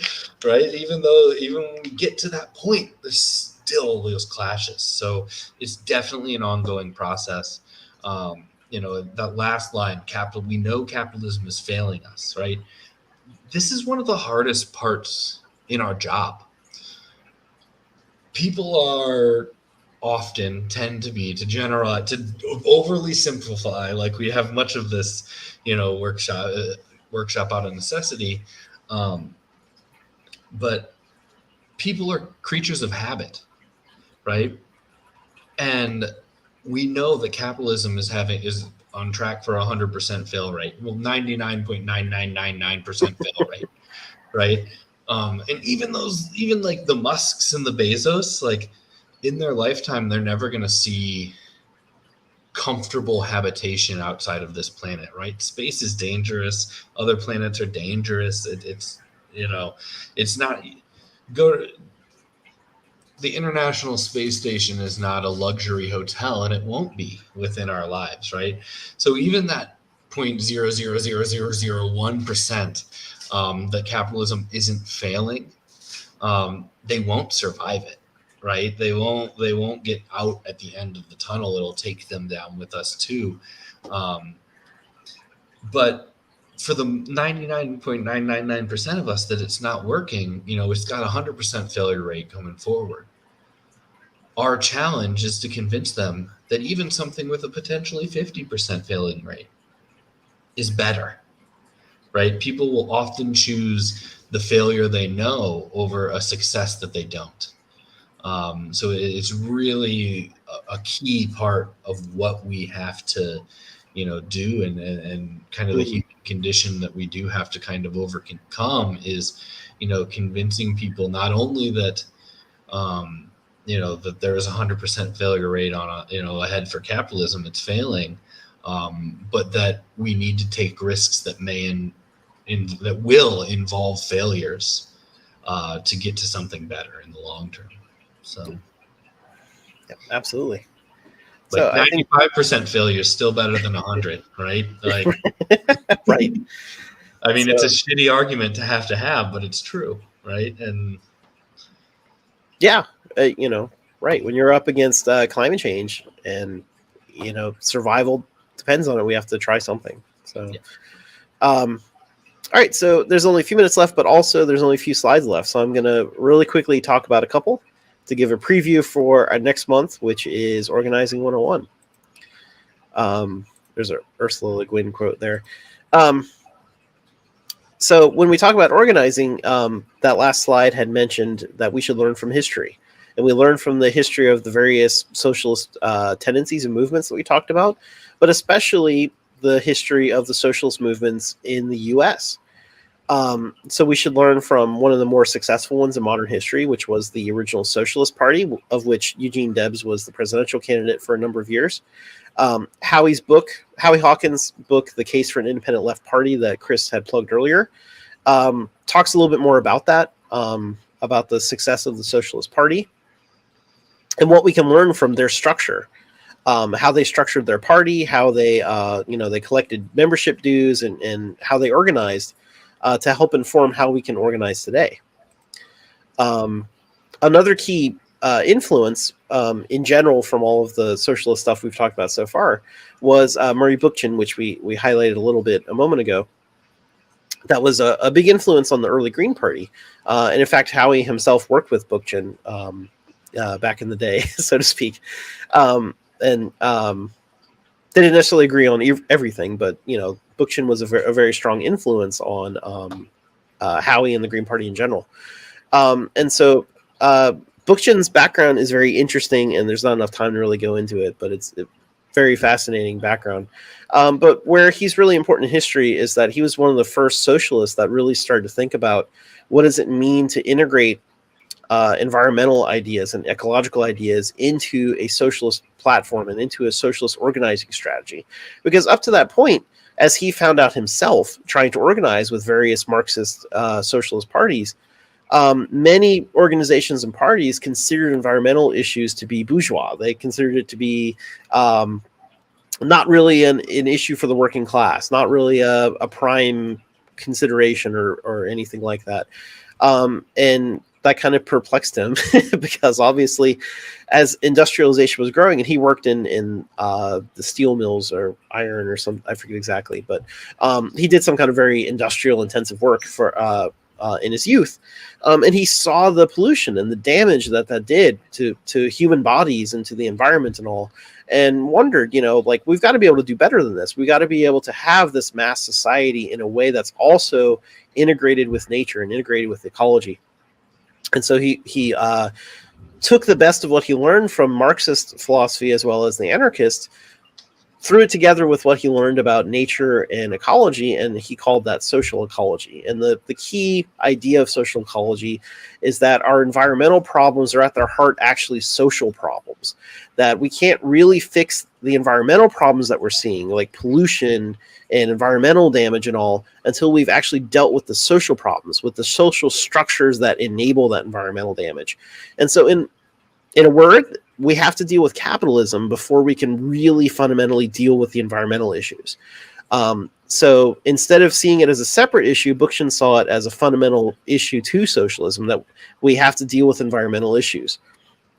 Or well, that too, but also we have to deal with social issues to deal with environmental issues. But then also you can start to tie environmental issues back to social issues because of things like environmental racism and all. So we start to see how, environmental issues are so deeply intertwined with the rest of our issues. And that informs a lot of Green Party philosophy. Some key tenets of social ecology in general are kind of like Chris had said earlier. We want to understand the past, the present, the future. We want to understand the past. We want to understand how hierarchy, how capitalism evolved. How did we get to this point? We want to understand how does capitalism behave today under the system that we live under today. And then we want to understand the future. We want to have a vision of where we're going and what we want to have in order for us to create an organizational strategy that's going to actually get us to where we want to go. And Bookchin identified 5 main principles for the future that we want to move to. Non-hierarchy, so that emphasizes democracy. And more horizontal structures, that the no rulers concept of anarchy, essentially. You put that together with a form of direct democracy that encourages people to work together in these confederal structures. You have to have an emphasis on radical social justice that fights all forms of dehumanization. So that's not just oppression and exploitation of workers, but also fights racism, fights sexism, fights homophobia, anti-Semitism, all of it. We have to have ecology. We have to develop what it means to live in harmony with nature. And then finally, we have to develop what he called a moral economy. Maybe it's better an ethical economy or something like that. But the key difference is that it's not the market economy that we're used to today, where everything's packaged up for sale for profit. It's an economy that's designed for humans, to meet our needs within ecological limits. So these 5 principles are really important to social ecology, and you can see these pretty clearly in our key values. So you can check our Green Party 101 for more of that discussion. One thing I do want to point out is there's a relatively new book called Karl Marx's Eco-socialism. When was it? But 2017, so relatively new. But Marx was working on an unfinished project called the Critique of Political Economy. And as part of it, he was doing a lot of scientific and natural world research. And so Saito, the author, actually got to dig through those, and they're not even all translated yet into other languages, but got to dig through those those notebooks, those unpublished notes from Karl Marx. And what they found was that Marx was even beginning to envision the ecological crisis as being absolutely tied to capitalism. And when you think about the time period, this is the time when the city of Manchester, I remember reading a book to my preschool students years ago about moths in the city of Manchester evolving and changing their color. And it happened because the entire of the city of Manchester, which was one of the early forerunners of industrialization, was covered in soot. And white moths, which prior to industrialization were the common version of this moth, all of a sudden were very visible and easy to become prey. And gray moths, which were a rare but not unusual, mutation of these white moths, all of a sudden became hidden and camouflaged.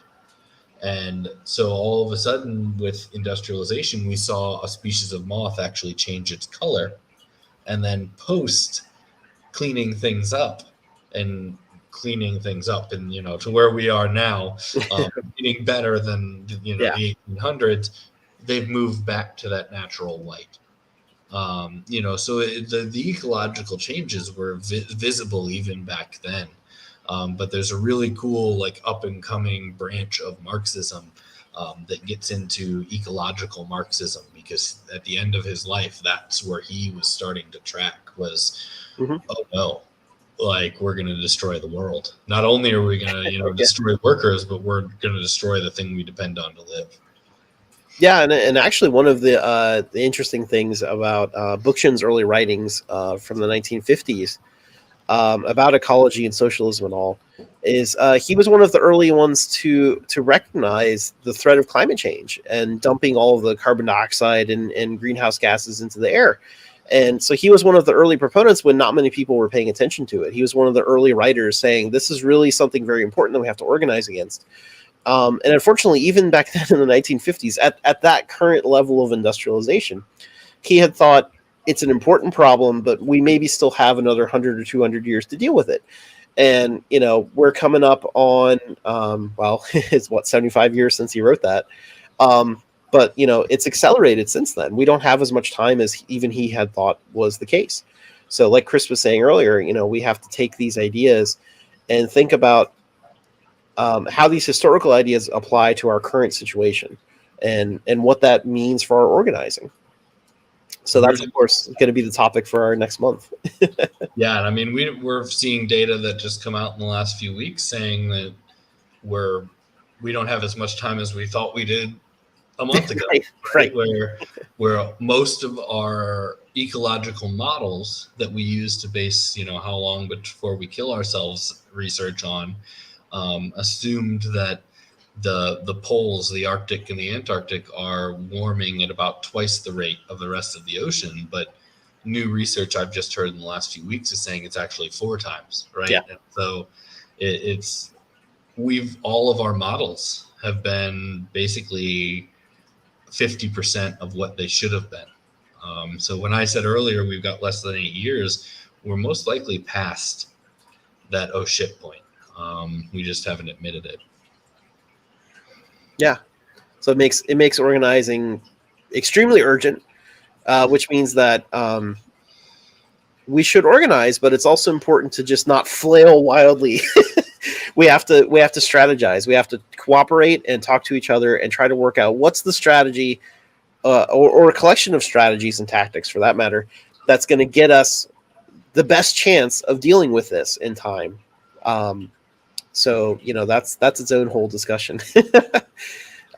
So organizing 101 in a month, September 27th. Yeah, there you go, September 27th. So the basic ideas, we've covered some the Green Party, and we've talked about socialism today, and so we're going to put all those concepts together about how you can organize in your community with the Green Party to help try to build a larger movement to actually address climate change is, of course, the big the big elephant in the room, so to speak. But all of the inequities and all of the exploitation that we see in the world in general too. It's